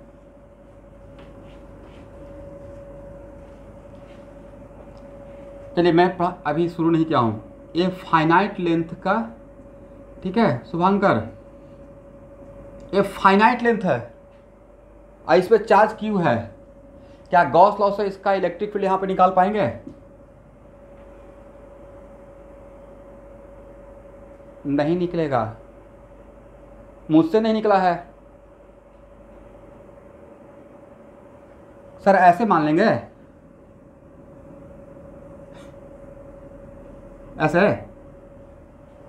ऐसे सिखाया था, तो ऐसे सिखाया होगा इनफाइनाइट के लिए, right? Not for finite, correct? Finite का तो निकाल ही नहीं सकते हैं वजह, तो फाइनाइट के लिए आपको पता ही नहीं रहेगा कि इलेक्ट्रिक फील्ड ऐसे रहेगा या ऐसे रहेगा, करेक्ट? तो मैं 2 मिनट में आपको लिमिटेशन बता दिया कि गॉस लॉ का कितना लिमिटेशन है। गॉस लॉ से इलेक्ट्रिक फील्ड निकाल सकते हैं सिमेट्रिकल सिस्टम के लिए, करेक्ट, नॉट फॉर अनसिमेट्रिकल।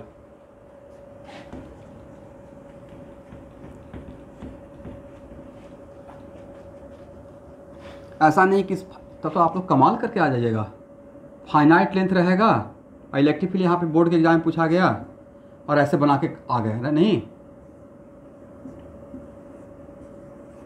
मतलब एक मैं बात बता रहा हूँ कि सफ़र स्टार्ट करने के लिए देखिए हम लोग कहाँ से क्यों पहले पढ़ रहे हैं, इतना मेहनत कर रहे हैं। मेहनत कर रहे हैं कि हम लोग को फाइनाइट लेंथ हो या इनफाइनाइट लेंथ हो या सेमी इनफाइनाइट हो, हर चीज़ का हम लोग सीखेंगे, राइट।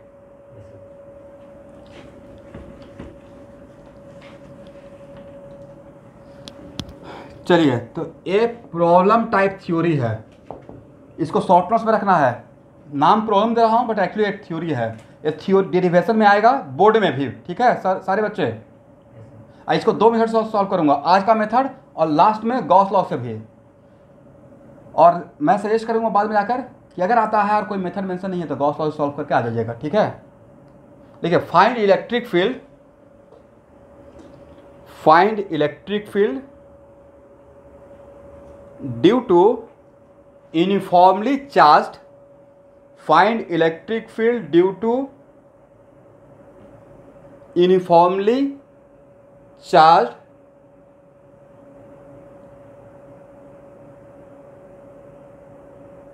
thread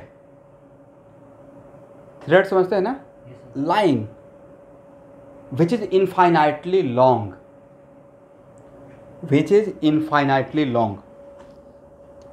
नॉन इन्फॉर्म बोले या इन्फॉर्म बोले हैं, यूनिफॉर्म बोले हैं।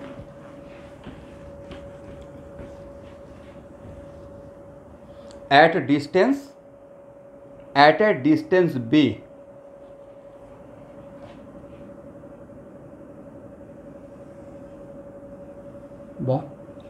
It is kind of problem type theory, ठीक है।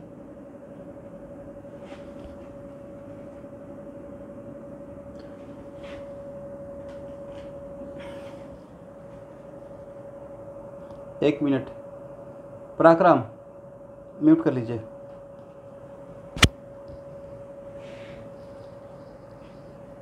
हाँ बोलिए, तो बनिए।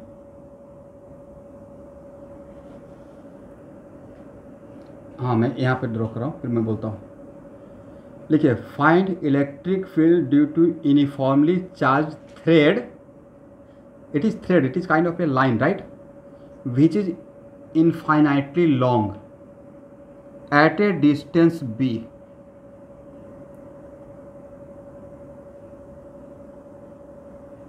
ए डॉटेड का मतलब ऊपर भी इनफाइनाइट तक, नीचे भी इनफाइनाइट, करेक्ट। अच्छा, कोई भी इनफाइनाइट लाइन है, उसका मिडिल पॉइंट कहाँ पे है सर? कहीं पे मान लीजिए वो मिडिल रहेगा, राइट। अभी नहीं बोल सकते हैं कि सर यहाँ से मिडिल पॉइंट ये रहेगा, ऐसा होगा क्या? अगर आप मिडिल पॉइंट यहाँ माने और मैं यहाँ मानूंगा, अलग बात, एक ही बात है।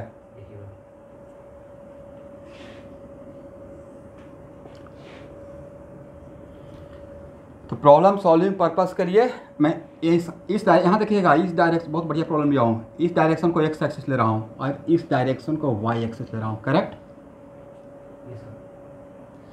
और ये इनफॉर्मली चार्ज है, तो लैम्डा यहाँ पे कांस्टेंट रहेगा या वेरिएबल रहेगा? और लैम्डा क्या है?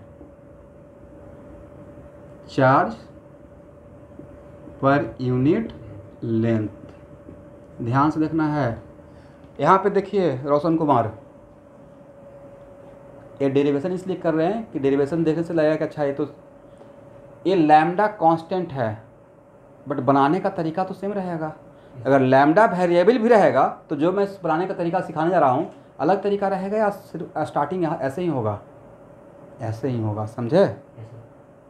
इसलिए अगर लैम्डा वेरिएबल रहेगा तो गॉस लॉ से भी नहीं बनेगा, समझे शुभांकर? इनफाइनाइट होते हुए भी, करेक्ट। तो लैम्डा यहाँ पे कांस्टेंट है, चार्ज पर यूनिट लेंथ, और यहाँ से लेकर यहाँ तक का इस पॉइंट पे, इस इनफाइनाइट थ्रेड्स के डिस्टेंस बी ये तो नहीं बोले हैं कि डिस्टेंस भी राइट में लेना है या लेफ्ट में लेना है, नहीं बोले हैं, करेक्ट। और ये पक्का पता है कि sir it is positively charge. अब पॉजिटिव चार्ज बॉडी से electric lines of force converse या डाइवर्स, डाइवर्स करेगा, राइट। तो भाई मेरा ये है इनफाइनाइट थ्रेड, समझे निरंजन, करेक्ट। इससे बी डिस्टेंस कहाँ की, मैं बोला इससे बी डिस्टेंस लेना है, कैसे लोगे, इनफाइनाइटली लॉन्ग है सर। बी डिस्टेंस तो ये भी हो सकता है, ये बी डिस्टेंस है, और कोई बोलेगा नहीं ऐसे लेंगे। सब लोग समझ पा रहे हैं मैं क्या बोलना चाह रहा हूँ। तो बी डिस्टेंस ये रहेगा, तो क्या बी डिस्टेंस ये नहीं रहेगा, पीछे भी तो हो सकता है। तो सर एक काम कीजिए, इसका मतलब बोलने का सेंस ये है कि आप ऐसे बोल रहे हैं कि ऐसा घूम जाओ चारों तरफ, राइट, बी का रेडियस बनाकर, करेक्ट। बोलते ही ना, सबसे बड़ा समस्या तो है बच्चों के साथ ये है। और उस टाइम पे मुझे लगता है कि मैं समझ रहा हूँ, लेकिन आप लोग समझ रहे हैं कि नहीं समझ रहे हैं। इस इनफाइनाइटली थ्रेड से बी डिस्टेंस पे, मतलब किस डायरेक्शन में सर, बी डिस्टेंस का मतलब बी ये भी हो सकता है, बी ऐसे भी हो सकता है, राइट, बी ऐसे भी हो सकता है, मतलब कैसे। तो सर एक सर्कल बनाइए, अब बीच में इसको रख दीजिए, इस थ्रेड को, राइट, उस सर्कल से इसके सेंटर से पास करवाते हुए, तो जो रेडियस बी बनेगा, मतलब चारों तरफ बी डिस्टेंस पे मैं बोल रहा हूँ, करेक्ट। तो एक काम करते हैं, पहले यहाँ पे निकालते हैं, बाद में जनरलाइज कर लेंगे, इज इट करेक्ट। चलिए अब आप लोग को मुझे हेल्प करना है। ये तो है कंटिन्यूअस चार्ज बॉडी, तो कंटिन्यूअस चार्ज बॉडी का स्टार्टिंग कहाँ से करेंगे, पॉइंट चार्ज बनाकर, राइट। मान लेते हैं यहाँ से इसका कोऑर्डिनेट कितना, b और 0, राइट। और यहाँ पे बाई पे एक लेते हैं dy, बाई पे क्या लेते हैं बोलिए, dy। यहाँ से यहाँ तक कितना, dy।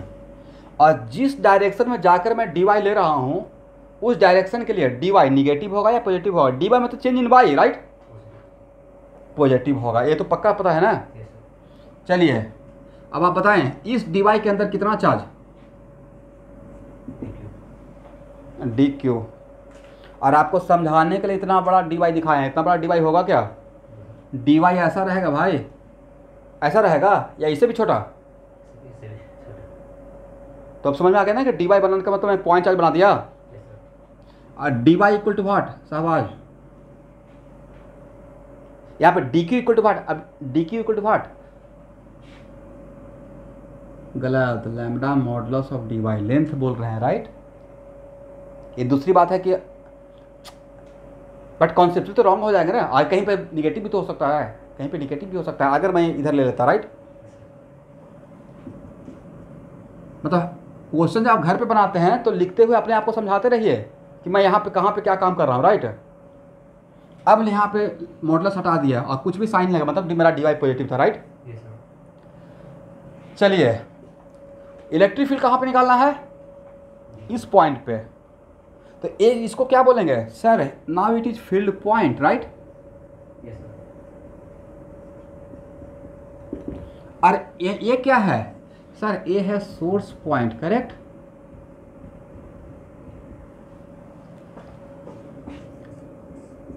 तो डी के लिए आप लोग को याद है कि ऐसा लिखते थे, RFS, याद है आप लोग को, RFS। RFS का मतलब क्या, field point minus source point. आप फील्ड पॉइंट का पोजीशन वेक्टर क्या लिखेगा सर, एक BI, राइट। जल्दी से बोलते रहे हैं, कोऑर्डिनेट आपके सामने है, राइट। क्या फील्ड पॉइंट का पोजीशन वेक्टर को ऐसे लिखेंगे, और सोर्स पॉइंट का क्या लिखेंगे, देखिए तो सही है। और RFS का मैग्नीट्यूड कितना, तो सर वो तो ऐसे भी राइट एंगल ट्रायंगल दिख रहा था, बट फिर भी यहाँ से देख लीजिए, क्या √b² प्लस y² लिखे हैं, यहाँ तक आइए फास्ट।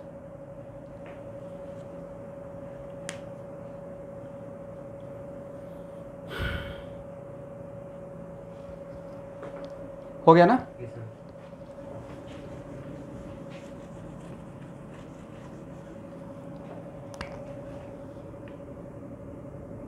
तो d के लिए क्या हो गया? k समझ रहे हैं यहाँ पे क्या है? 1/4 pi epsilon not Yes, sir.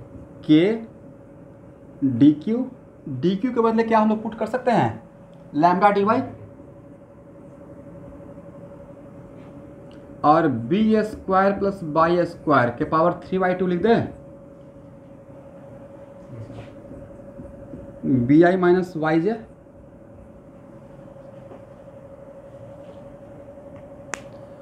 sir. हो गया। Yes, sir. लिखने के बाद बोलिएगा हाँ या ना। बोलिए sir. बाकी लोग बोलेंगे तब ना, कुछ लोग को तो हो गया, बाकी लोग सोचते रहते हैं बाद में वीडियो देख के लिख लेंगे। तो अच्छा हाँ,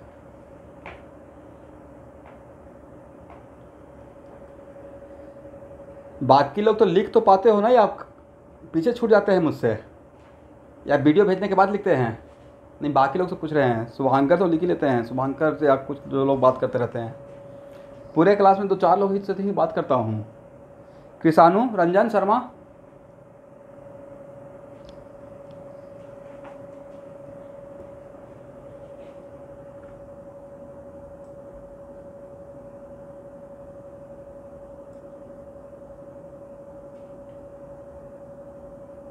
कृषाणु प्रेजेंट है?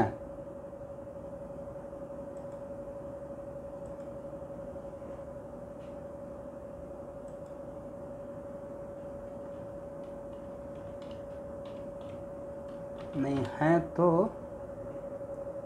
मैसेज किया हूँ, प्रेजेंट है या एब्सेंट है, दिख तो रहे हैं।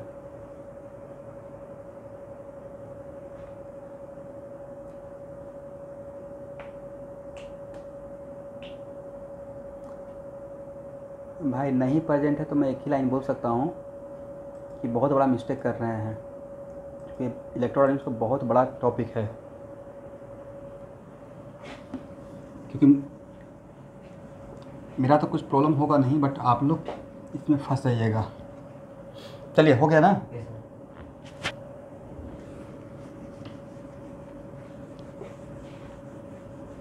और ऐसा बिल्कुल मत कीजिएगा कि ज्वाइन करके या छोड़ दिए, वो सिर्फ मेरा दिखाने के लिए हो जाएगा। क्योंकि अभी सिलेबस का प्रेशर मेरे ऊपर भी इतना है कि मैं इतना पीछे नहीं भागते रहूँगा कि चलो वीडियो ऑन करो देखूंगा, नॉट लाइक दैट।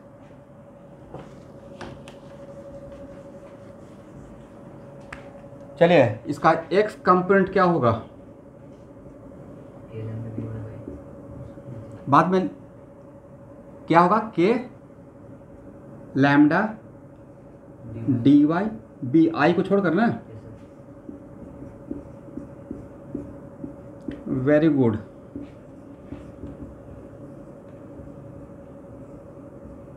और बाय कंपोनेंट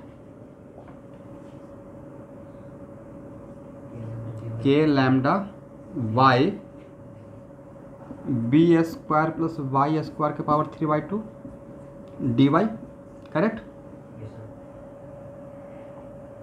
सबसे बढ़िया बात क्या है, जनरली हम लोग फंक्शन पढ़ते हैं तो एफ एक्स के लिए सोचते हैं कि F x is the, F x का मतलब it is only function of x, is it? No, sir. ये एक्स कंपोनेंट ये एक्स कंपोनेंट है, बट बाई का फंक्शन है, right? It is not compulsory कि एक्स कंपोनेंट तो एक्स का फंक्शन रहेगा, करेक्ट ना? Yes, sir. और फंक्शन में ऑड इवन फंक्शन पढ़े हैं? Yes, sir.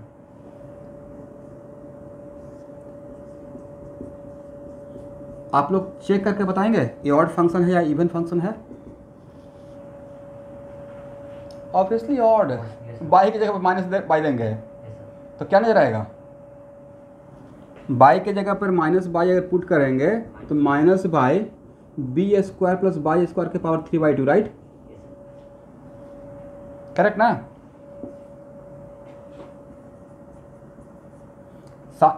y equal to sine x, odd or even? What?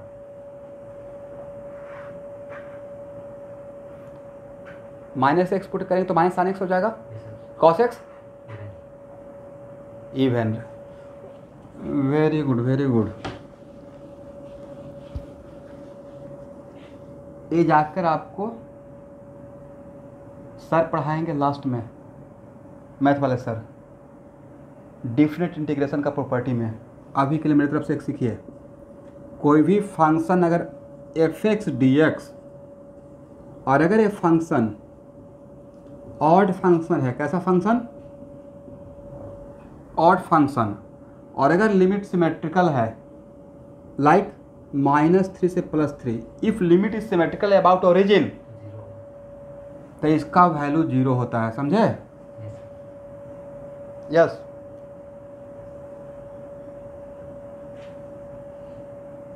Mic एकदम सही रखिए, ये पिछला 20 दिन से आपका प्रॉब्लम है। और अगर मैं कोई यहाँ पे प्रेजेंट है पार्टिसिपेंट, अगर मैं बोलता हूँ उसका नाम, तो फटाक से अनम्यूट करके बोलना है, क्योंकि अगला ठीक है, नो प्रॉब्लम। चलिए, ये मैं सबके लिए बोल रहा हूँ, नोट। और अगर मैं किसी का केयर कर रहा हूँ, इसका मतलब उस पर ध्यान दे रहा हूँ, बात कर रहा हूँ, तो नाम बोल रहा हूँ, तो ऐसे ध्यान तो सब पे दे रहे हैं, कोई पार्शियलिटी नहीं है। एनीवे, इसी बात पे एक नया कॉन्सेप्ट सीखिए मेरे तरफ से, ये बाद में आपको डिफरेंट इंटीग्रेशन में मिलेगा, या फंक्शन में भी शायद इसका कहीं पे यूज हो जाएगा। आज बात, कोई भी फंक्शन अगर ऑड फंक्शन है और अगर लिमिट सिमेट्रिकल ले रहे हैं अबाउट ओरिजिन, तो उसका इंटीग्रेशन का वैल्यू 0 होगा। कितना होगा? पक्का 0 मिलेगा, समझे स्टूडेंट? आपने बोला मैथमेटिकल। सर एक एग्जांपल देके दिखाइए भाई, x d x, f x equal to x भी तो ऑड फंक्शन है, यस सर। ये तो सबसे आसान है, राइट? -2 से +2, वैल्यू क्या निकाल के देख लीजिए, 0 मिलेगा। साइन एक्स का -π/2 से +π/2 निकाल के देखिए 0 होगा, या -60 से +60 निकाल के देखिए 0 होगा, राइट? Yes sir. इसका मतलब ऑड फंक्शन का, इसको कहीं पे कॉर्नर बना के अभी लिख लें, क्योंकि पढ़िएगा 3 महीने के बाद, आयु अभी आ गया है। ऑड फंक्शन का इंटीग्रेशन 0 रहेगा, प्रोवाइडेड लिमिट क्या हो, symmetrical about what, origin. Correct ना? Yes sir. याद रहेगा आप लोग को? अब कुछ लोग ऐसे याद रखेंगे, सर सिर्फ -3 से +3 बोले, भाई मैं ओरिजिन के अबाउट सिमेट्रिकल बोला हूँ।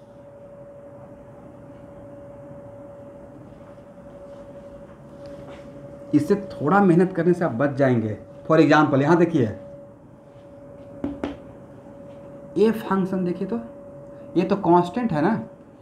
अब हम लोग क्या करेंगे, अभी आपने सिर्फ यहाँ पे डी क्यू का निकाले हैं, आपको डी क्यू का निकालना था, या -∞ से +∞ तक कितना D Q, sir infinite d Q, right? Yes sir. और हर डी क्यू का यहाँ पे इफेक्ट देखना है, हर डी क्यू का यहाँ पे इफेक्ट देखना है according to principle of superposition. तो इनफाइनाइट डी क्यू को सर कैसे जोड़ेंगे भाई, उसी के लिए इंटीग्रेशन आया है, राइट? इनफाइनाइट चीज़ों को जोड़ने के लिए क्या आया है, इंटीग्रेशन। तो अगर यहाँ पे ई वाई निकालना है, तो ई वाई निकालने के लिए क्या करेंगे sir, d e y, correct? Yes sir. और डी वाई कितना था, क्या कांस्टेंट क्वांटिटी को बाहर निकाल लें, के लैम्डा को, by B square plus by square के power 3/2 D Y. You are integrating with respect to y, जिसका डी वाई रहता है, डी एक्स रहता है, उसे वही पढ़ते हैं। कहाँ से कहाँ तक, बाई कहाँ से कहाँ तक है, -∞ से +∞, राइट? Yes sir. तो नहीं था, लिमिट सिमेट्रिकल हो गया about the origin. Yes sir. और जिसको आप इंटीग्रेट कर रहे हैं वो फंक्शन कैसा है, ऑड फंक्शन। Yes sir. तो क्या डायरेक्ट 0 कर दें, लिख लीजिए। तो सर यहाँ तो क्या बोले,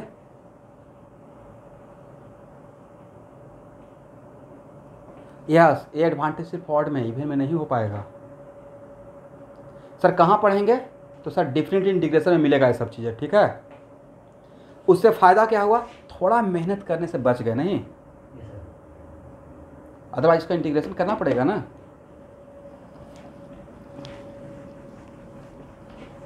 तो 1 मिनट, आपका इलेक्ट्रिक फील्ड का तो 2 ही कंपोनेंट आ रहा है ना, एक्स कंपोनेंट और y component. Yes sir. Y component तो 0 हो गया, करेक्ट? अब बचा क्या sir, only x component, right? इसका मतलब एक बात तो पक्का श्योर हो गया। यहाँ देखिए, तो नेट इलेक्ट्रिक फील्ड के लिए, नेट इलेक्ट्रिक फील्ड, सब लोग ध्यान दीजिएगा, नेट इलेक्ट्रिक फील्ड के लिए तो यही लिखेंगे ना, ई एक्स प्लस ई वाई और ए हो गया 0, तो बचा क्या,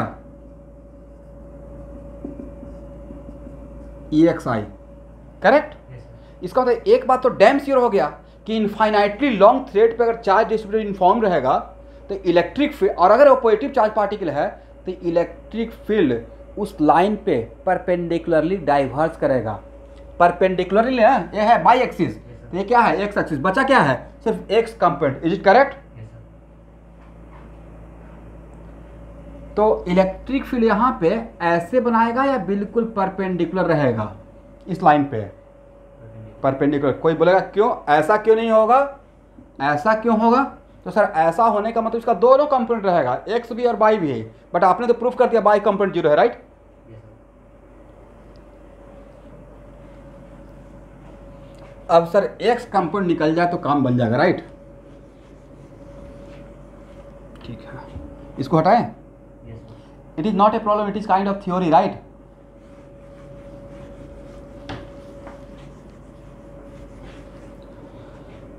चलिए, Sir, ये कैसा फंक्शन होगा? ये ऑड फंक्शन नहीं है, it is kind of even. नहीं, बाई की जगह पे माइनस बाई कर दिए तो वही मिल जाएगा ना। Yes, sir. बाई की जगह पे यहाँ पे 1/b² प्लस y², इसको मैं बात कर रहा हूँ। कैसा फंक्शन है, इवन फंक्शन है, राइट। चलिए, यहाँ के बाद क्या करना है, E x equal to integration of D E x. Yes, sir. नहीं लगता कि सर यहाँ पे फिजिक्स खत्म हो गया और मैथमेटिक्स शुरू हो गया? बोलते ही नहीं है। एक काम फिजिक्स के टीचर का है इंटीग्रेशन का, तो इंटीग्रेट इट कहाँ से कहाँ तक, Minus infinity. माइनस इन्फिनिटी से प्लस में। चलिए इंटीग्रेशन मैं सिखाता हूँ यहाँ पे, अभी आप लोग यहाँ तक इंटीग्रेशन नहीं सीखे हैं। बाकी ये सब इंटीग्रेशन बच्चों का गेम हो जाएगा जब इंटीग्रेशन पढ़ना स्टार्ट कीजिएगा। तो कैसे भी डिफ्रेंसिएशन कोई सर अगर पढ़ाए होंगे तो लगा होगा सर इससे तो छोटा छोटा डिफ्रेंसिएशन सीखे थे, आप तो बड़ा बड़ा तोप टाइप का भी कर लेते हैं, राइट।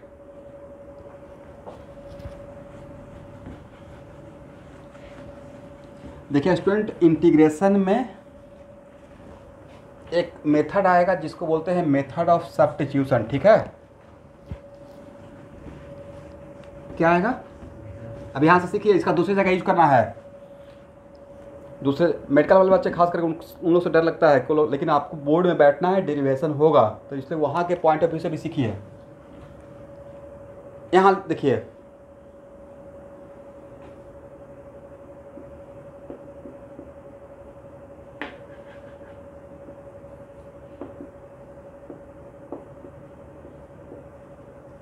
तो सर आपको कैसे पता लगा कि y equal to B tan theta मानना चाहिए, तो आपको भी जब इंटीग्रेशन पढ़िएगा तो पता चलेगा कि कहाँ पे कैसा किस फॉर्म में क्या मानना चाहिए, ठीक है। Yes, sir. तो मैंने बाई इक्वल टू क्या माना, B tan B tan theta. Theta, Okay. D Y by D theta क्या होगा, Sir, B tan थीटा का डिफ्रेंसिएशन क्या होता है, sec square theta. Sec square theta. तो D Y equal to B sec square theta D theta, यहाँ तक ऐसे लिख सकते हैं। Yes, sir. But it is very important to note that कि अगर अभी यहाँ पे डी वाई है, अब डी वाई के बदले आपने क्या लिख दिया, B sec square theta tan theta. Method of substitution से के लैम्डा बी माइनस इन्फिनिटी, यहाँ देखिएगा हम लोग डी वाई के बदले क्या लिख दिए, b sec square theta D theta. D theta, और नीचे इसमें क्या लिखिएगा सर, बी स्क्वायर, और बाई के बदले क्या लिखिएगा, B tan theta. B square tan square theta. Y square क्या हो जाएगा, b square plus b square tan square theta, right, के पावर कितना, what is the limit, limit क्या होगा, जल्दी बोलना है। तो एक मिनट, अब यहाँ पे लिमिट माइनस इन्फिनिटी से प्लस इन्फिनिटी नहीं बोलना है, वो लिमिट तब था जब we are integrating with respect to y, अब हम लोग इंटीग्रेशन बाई के रेस्पेक्ट में कर रहे हैं या थीटा के रेस्पेक्ट में? थीटा के रेस्पेक्ट में। तो अगर इंटीग्रेशन थीटा के रेस्पेक्ट में करेंगे तो लिमिट एंगल का लेंगे, इंटीग्रेशन बाई के रेस्पेक्ट में करते तो लिमिट बाई का ले रहे थे, राइट? Yes sir. तो मेथड ऑफ सोल्यूशन में यहाँ पे आपसे मिस्टेक हो सकता है, इसलिए यहाँ पे जब हम लोग अब नाउ मेथड ऑफ सोल्यूशन में when we are integrating with respect to theta तो limit is also theta. Sir how can we take the limit? तो भाई यहाँ पे तो आपने लिखा ना y equal to B tan theta, तो tan theta equal to what? Y by B, right? Yes sir. अब अगर y tending to plus infinity, y tending to plus infinity, right? Yes sir. तो क्या हो जाएगा? tan theta equal to plus infinity और tan theta equal to plus infinity, तो angle कितना? पाई by 2 minus 90 minus pi by 2। यहाँ देखिए, यहाँ पे है ना, यहाँ पे है, राइट? Yes sir. आप केयर कीजिए, ये है बाई और ये है बी। ये तो पता होना पड़ेगा कि थीटा कौन सा लिए हैं, सिर्फ लिखे हैं या लिए देख भी रहे हैं। तो यहाँ पे tan theta equal to y by b, perpendicular का काम ए कर रहा है और बेस का काम ए कर रहा है। तो this is the theta is the angle between this line and this line, right? Yes sir. तो ऊपर जा रहे हैं पहले, राइट? तो नहीं लग रहा है कि एंगल बढ़ रहा है? ये बढ़ते बढ़ते मैक्सिमम क्या हो सकता है? 90 पे कभी पहुंच पाएंगे या 90 से थोड़ा कम? 90 पहुंचने का मतलब इन्फिनिटी पहुंच गए, राइट? Yes sir. इसलिए यहाँ पे जो पाई बाई 2 है, पाई बाई 2 प्लस वाला पाई बाई 2 है, पाई बाई 2 माइनस वाला है। पाई बाई 2 माइनस। लिमिट का बात कर रहा हूँ भाई, yes sir. Exact pi by 2 बोल सकते हैं नो सर। या tending to pi by 2? Tending to sir pi by 2 रहेगा लेकिन थोड़ा कम रहेगा। सर इतना स्ट्रेस क्यों दे रहे हैं? नहीं देंगे तो पाई बाई 2 प्लस कहीं हो गया, छोटा भी ज़्यादा, तो माइनस इन्फिनिटी उसका वैल्यू हो जाएगा, राइट? Yes sir. फिर भी आप लोग को, आपके लिए मैं यहाँ पे थीटा, तो थीटा क्या मोटा मोटी पाई बाई 2 लिख दें? Yes sir. ये हो गया। अब नीचे आएंगे तो यहाँ देखिए, तो नीचे आएंगे तब तो इस तरफ का एंगल अगर पॉजिटिव तो इस तरफ का एंगल क्या ऑटोमेटिक क्या रहेगा? निगेटिव। Yes sir. और उतना छोड़िए, नीचे भी जाते हुए मैक्सिमम कितना एंगल बना सकते हैं? मैग्नीट्यूड बाई, सर नीचे भी पाई by 2, right? Yes sir. But algebraically it is minus pi by 2, ऊपर में प्लस पाई बाई 2, तो नीचे में क्या रहेगा? Minus pi by 2। करेक्ट ना? Yes sir. ऐसा क्यों कि tan theta equal to y by, sir b लिख रहे हैं तो बाई का वैल्यू अगर माइनस इन्फिनिटी पुट करेंगे, क्या पुट करेंगे? माइनस इन्फिनिटी, तो ये नजर आएगा माइनस इन्फिनिटी। Yes sir. तब उस टाइम पे थीटा के लिए क्या लिखेंगे? Minus pi by 2, correct? Yes sir. बजाय किसी रेफरेंस लाइन से अगर एक तरफ के एंगल को पॉजिटिव ले रहे हैं तो दूसरी तरफ को क्या लेंगे? निगेटिव लेंगे, करेक्ट? Yes sir. तो ये एंगल मेरा अगर पॉजिटिव है तो एंगल क्या रहेगा? निगेटिव रहेगा। तो लिमिट यहाँ पे क्या होना चाहिए? माइनस पाई बाई 2 से plus pi by 2। Is it correct? Yes sir. तो अब समझ में आ गया कि मेथड ऑफ सब्स्टिट्यूशन में लिमिट को भी कैसे चेंज करते हैं। Yes sir. अब चलिए बी स्क्वायर यहाँ पे कॉमन लेंगे। Yes sir. अब बी स्क्वायर ब्रैकेट से बाहर आएगा तो क्या बन के आएगा? बी क्यू बन के आएगा, राइट? हाँ सर। तो बी क्यू बन गया। अंदर में क्या बचा sir? 1 plus tan square theta. 1 plus tan square theta कितना? Sec square theta. Sec square theta भी ब्रैकेट से बाहर आएगा तो सेक क्यू थीटा बन के आएगा, राइट? Yes sir. ये सब लिख लिया है ना? लिख लीजिए।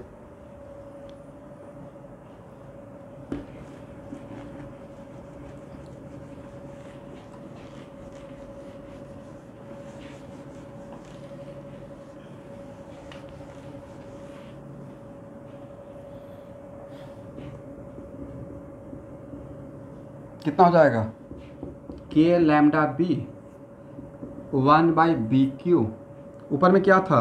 बी सेक स्क्वायर थीटा और नीचे में क्या है? B square sec cube theta D theta. Is it correct student? Yes sir. इससे क्या इसको कैंसिल करें? नीचे में सेक थीटा बचेगा। Yes sir. क्या एक कैंसिल होगा? Yes sir. कितना हो जाएगा? के लैम्डा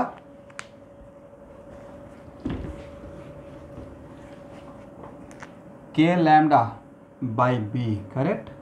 नीचे में एक बी रहेगा। Yes sir. और 1/sec theta equal to cos theta लिख दें। Yes sir. 1/sec थीटा, नीचे में एक सेक थीटा बचा, 1/sec theta equal to cos theta. Yes sir. और यहाँ पे कहाँ से कहाँ तक, -π/2 से +π/2, right. Yes sir. Very good. Cos theta का इंटीग्रेशन क्या होता है, sine theta minus sine theta या sine theta, plus sine theta. पक्का। Yes sir. ठीक है, साइन थीटा लिमिट कहाँ से कहाँ तक,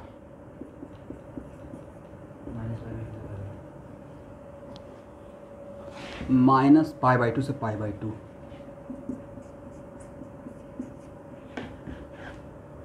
पुट कीजिए तो क्या देखिए, तो 2 होता है। Yes sir.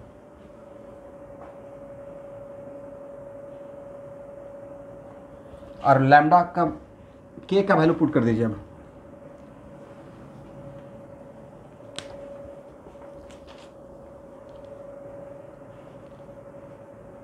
के का वैल्यू पुट करेंगे क्या मिलेगा,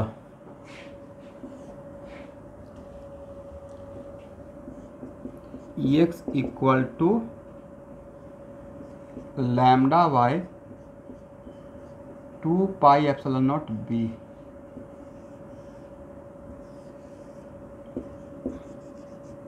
ये आपके शॉर्ट नोट्स में रहेगा उसके बाद। के का वैल्यू कितना, 1/4πε0 बी, 1/4πε0, राइट। Yes sir.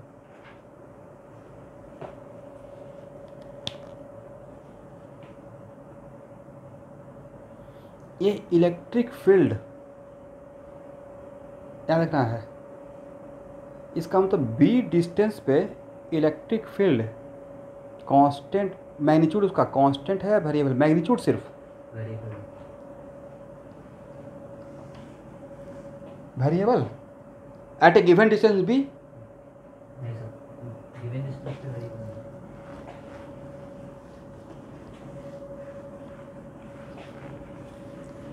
तो नेट इलेक्ट्रिक फील्ड कितना आया, यहाँ देखें स्टूडेंट,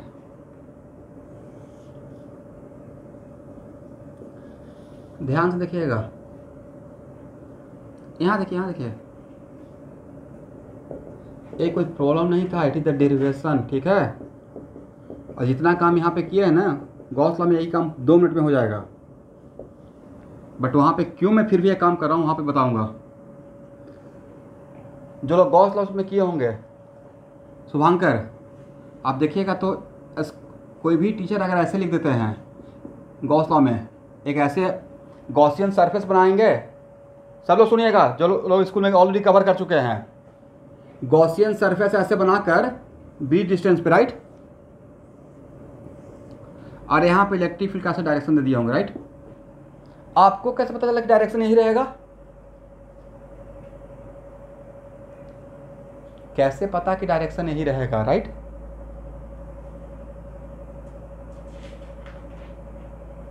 नहीं, सरफेस एरिया से आपको कैसे पता कि बाई कंप्लीट 0 ही रहेगा,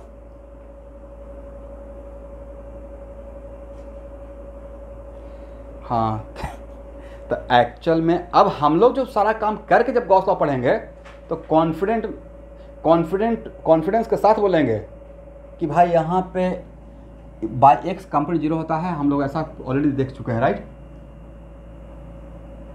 या इक्विपोटेंशियल सरफेस का यूज करेंगे और बाद में इक्विपोटेंशियल सरफेस अभी ही पढ़ लेंगे बाद, और इक्विपोटेंशियल सरफेस पे इलेक्ट्रिक फील्ड परपेंडिकुलर होता है। इन सब बातों को सीखकर गॉस लॉ से डेरिवेशन करेंगे, तब गॉस लॉ का ज़्यादा एंजॉय कीजिएगा, ठीक है।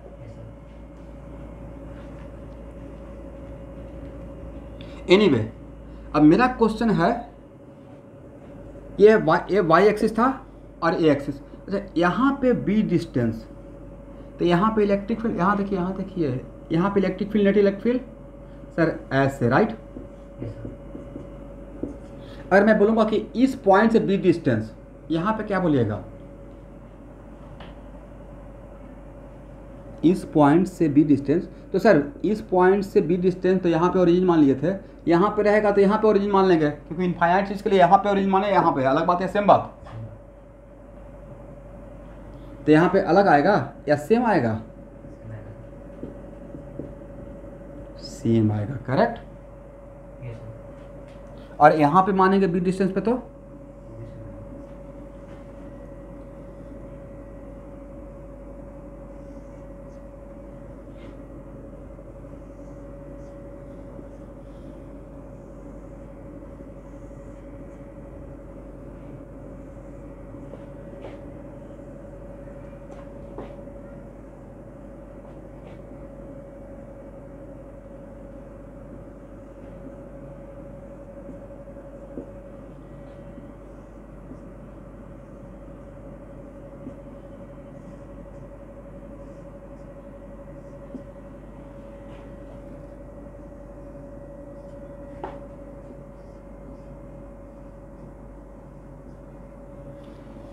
देखिए, तो मैंने मेरा इलेक्ट्रिक फील्ड का पैटर्न सही जा रहा है। Yes sir. क्यों सर? इलेक्ट्रिक फील्ड का मैग्नीट्यूड तो EX का मैग्नीट्यूड के बराबर रहेगा, राइट? और अगर यहाँ देखिएगा B क्या है, डिस्टेंस, तो डिस्टेंस ज़्यादा तो इलेक्ट्रिक फील्ड का मैग्नीट्यूड कम, बट डायरेक्शन तो सेम रहेगा along this direction, right? Yes sir. That's why मैं एरो का लेंथ बड़ा करते जा रहा हूँ या छोटा करते हुए जा रहा हूँ? छोटा करते जा रहे हैं। अच्छा, अगर इस तरफ जाएंगे तो नहीं नहीं, डिस्टेंस नेगेटिव नहीं होगा। डिस्टेंस तो ले सकते हैं ना, निगेटिव हो या कुछ हो। Yes sir. मेरा क्वेश्चन में क्या था? मेरा क्वेश्चन में था find the electric field. Solve करने के पॉइंट ऑफ व्यू से इज इट कंपल्सरी कि एक्स एक्सिस ऑलवेज इधर बने, या बाई एक्सिस ऐसे, बाई एक्सिस अगर ये है is it compulsory x axis ऐसे रहेगा? ऐसे तो भी मान सकते हैं, मेरी मर्जी है। Yes sir. 90 तो होना चाहिए। Yes sir. ये कहीं लिखा हुआ है कि वर्टिकल रहेगा तो एक्स एक्सिस ऐसे ही मानना है? No sir. ऐसे भी तो ले सकते हैं, ऐसे भी तो ले सकते हैं, राइट? Yes sir. तो आप एक कांटा वाला कंघी देखे हैं, कॉम्ब? दोनों दोनों का चार्ज करना है। कैसे रहता है वो? सर ऐसे बिल्कुल चारों तरफ से ऐसे निकला रहता है, एक लाइन रहता है, उस लाइन पे ऐसे निकला रहता है, राइट? वही तो भाई पैटर्न है इलेक्ट्रिक फील्ड का, इसके वजह से यस सर। इस क्या है, पॉजिटिव चार्ज पार्टिकल इस लाइन पे है, राइट? इनफाइनाइटली लॉन्ग है। और यहाँ से इलेक्ट्रिक फील्ड अगर ऐसे देखेंगे तो यहाँ से क्या होगा, डाइवर्स कर रहा है, बट कैसे डाइवर्स कर रहा है, 90 डिग्री बनाकर, राइट? अगर इधर की तरफ जाइएगा डिस्टेंस B पे तो क्या करेगा, इधर डाइवर्स करेगा, right? Yes sir. B distance तो कुछ भी तो हो सकता है, इधर भी हो सकता है, इधर भी हो सकता है। आप समझ रहे हैं या मैं ही समझ रहा हूँ? समझ रहे हैं। यस, तो वो कांटा वाला कंघी का याद रखिएगा, वैसा ही पैटर्न रहेगा इसका, करेक्ट? Yes sir. इधर भी जा सकता है, इधर भी जा सकता है, इधर भी जा सकता है, इधर भी जा सकता है, राइट? Yes sir. वजह क्योंकि डिस्टेंस भी था, नहीं बोला था कि सिर्फ राइट में ही। इसका मतलब सही से अगर एनालाइज करेंगे, यस,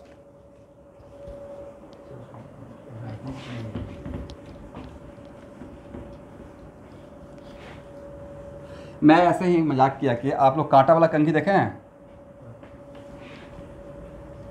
कैसा होता है बताइए? सर एक लाइन रहता है, उस पर ऐसे निकला रहता है, राइट? इधर भी, इधर भी, इधर भी, चारों तरफ, राइट? Yes sir.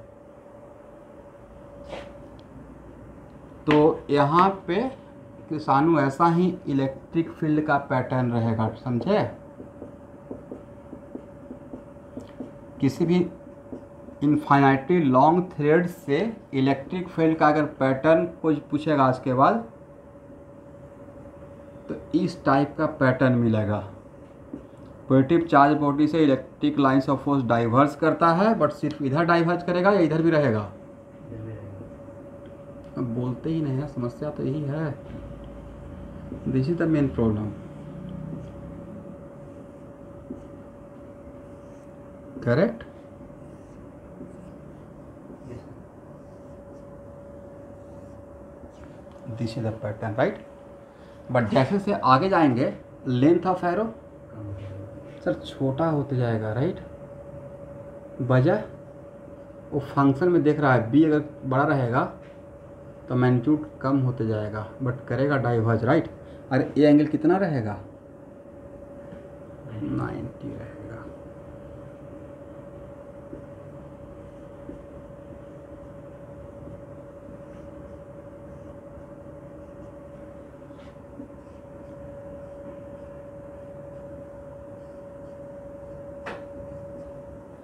किसी चीज़ में बहुत इंटरेस्ट डालना पड़ता है तब जाकर अच्छा होता है, समझे।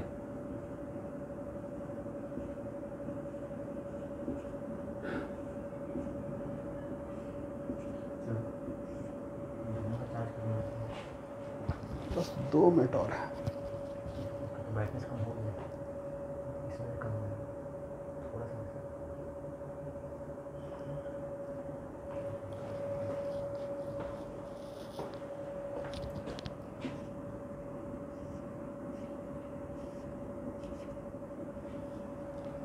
चलिए, सिर्फ राइट और लेफ्ट रहेगा या इसको आप चारों तरफ घुमा दीजिए, यस सर। समझे। एक तरफ या चारों तरफ, सिर्फ राइट और लेफ्ट रहेगा या चारों तरफ रहेगा ऐसा। चारों तरफ ऐसा घूम जाएगा तो नहीं बताए थे, कांटा वाला कंघी जैसा हो जाएगा पैटर्न, यस सर। करेक्ट। तो पैटर्न समझ में आ गया ना। Yes sir. But is it constant electric field. Sir it is constant है ही नहीं भाई, डायरेक्शन तो इसका हर चारों तरफ है ना। Yes sir. But at a given distance its magnitude are same, right. Yes sir. यहाँ पे मैग्नीट्यूड बी डिस्टेंस सेम रखा जाए, डिस्टेंस सेम मेंटेन की जाएगा तो इलेक्ट्रिक फील्ड नॉन यूनिफॉर्म है बट उसका मैग्नीट्यूड सेम है, राइट। Yes sir.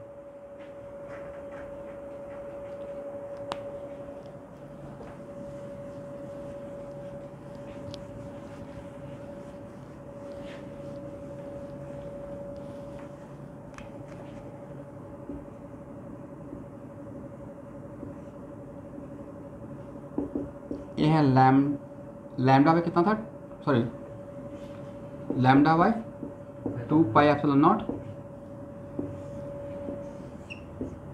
तो डिस्टेंस वर्सेस मैग्नीट्यूड का ग्राफ ड्रॉ किया जाए, something like this, right. Yes sir. Distance versus magnitude,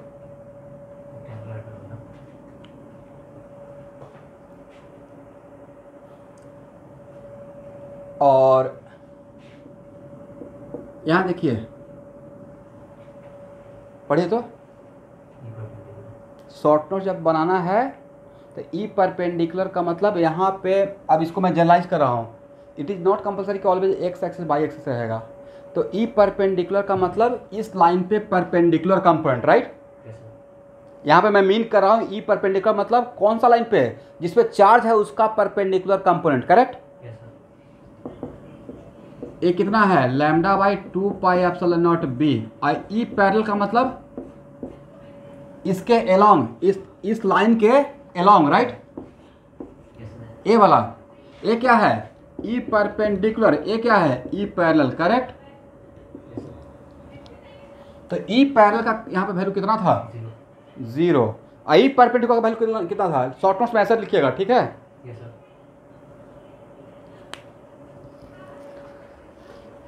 तो स्टूडेंट आज का क्लास इतना ही रहने दीजिए, क्योंकि इसके बाद मुझे बहुत कुछ पढ़ाना है। जस्ट स्टार्टिंग किया हूँ कंटिन्यूअस चार्ज बॉडी का, ठीक है।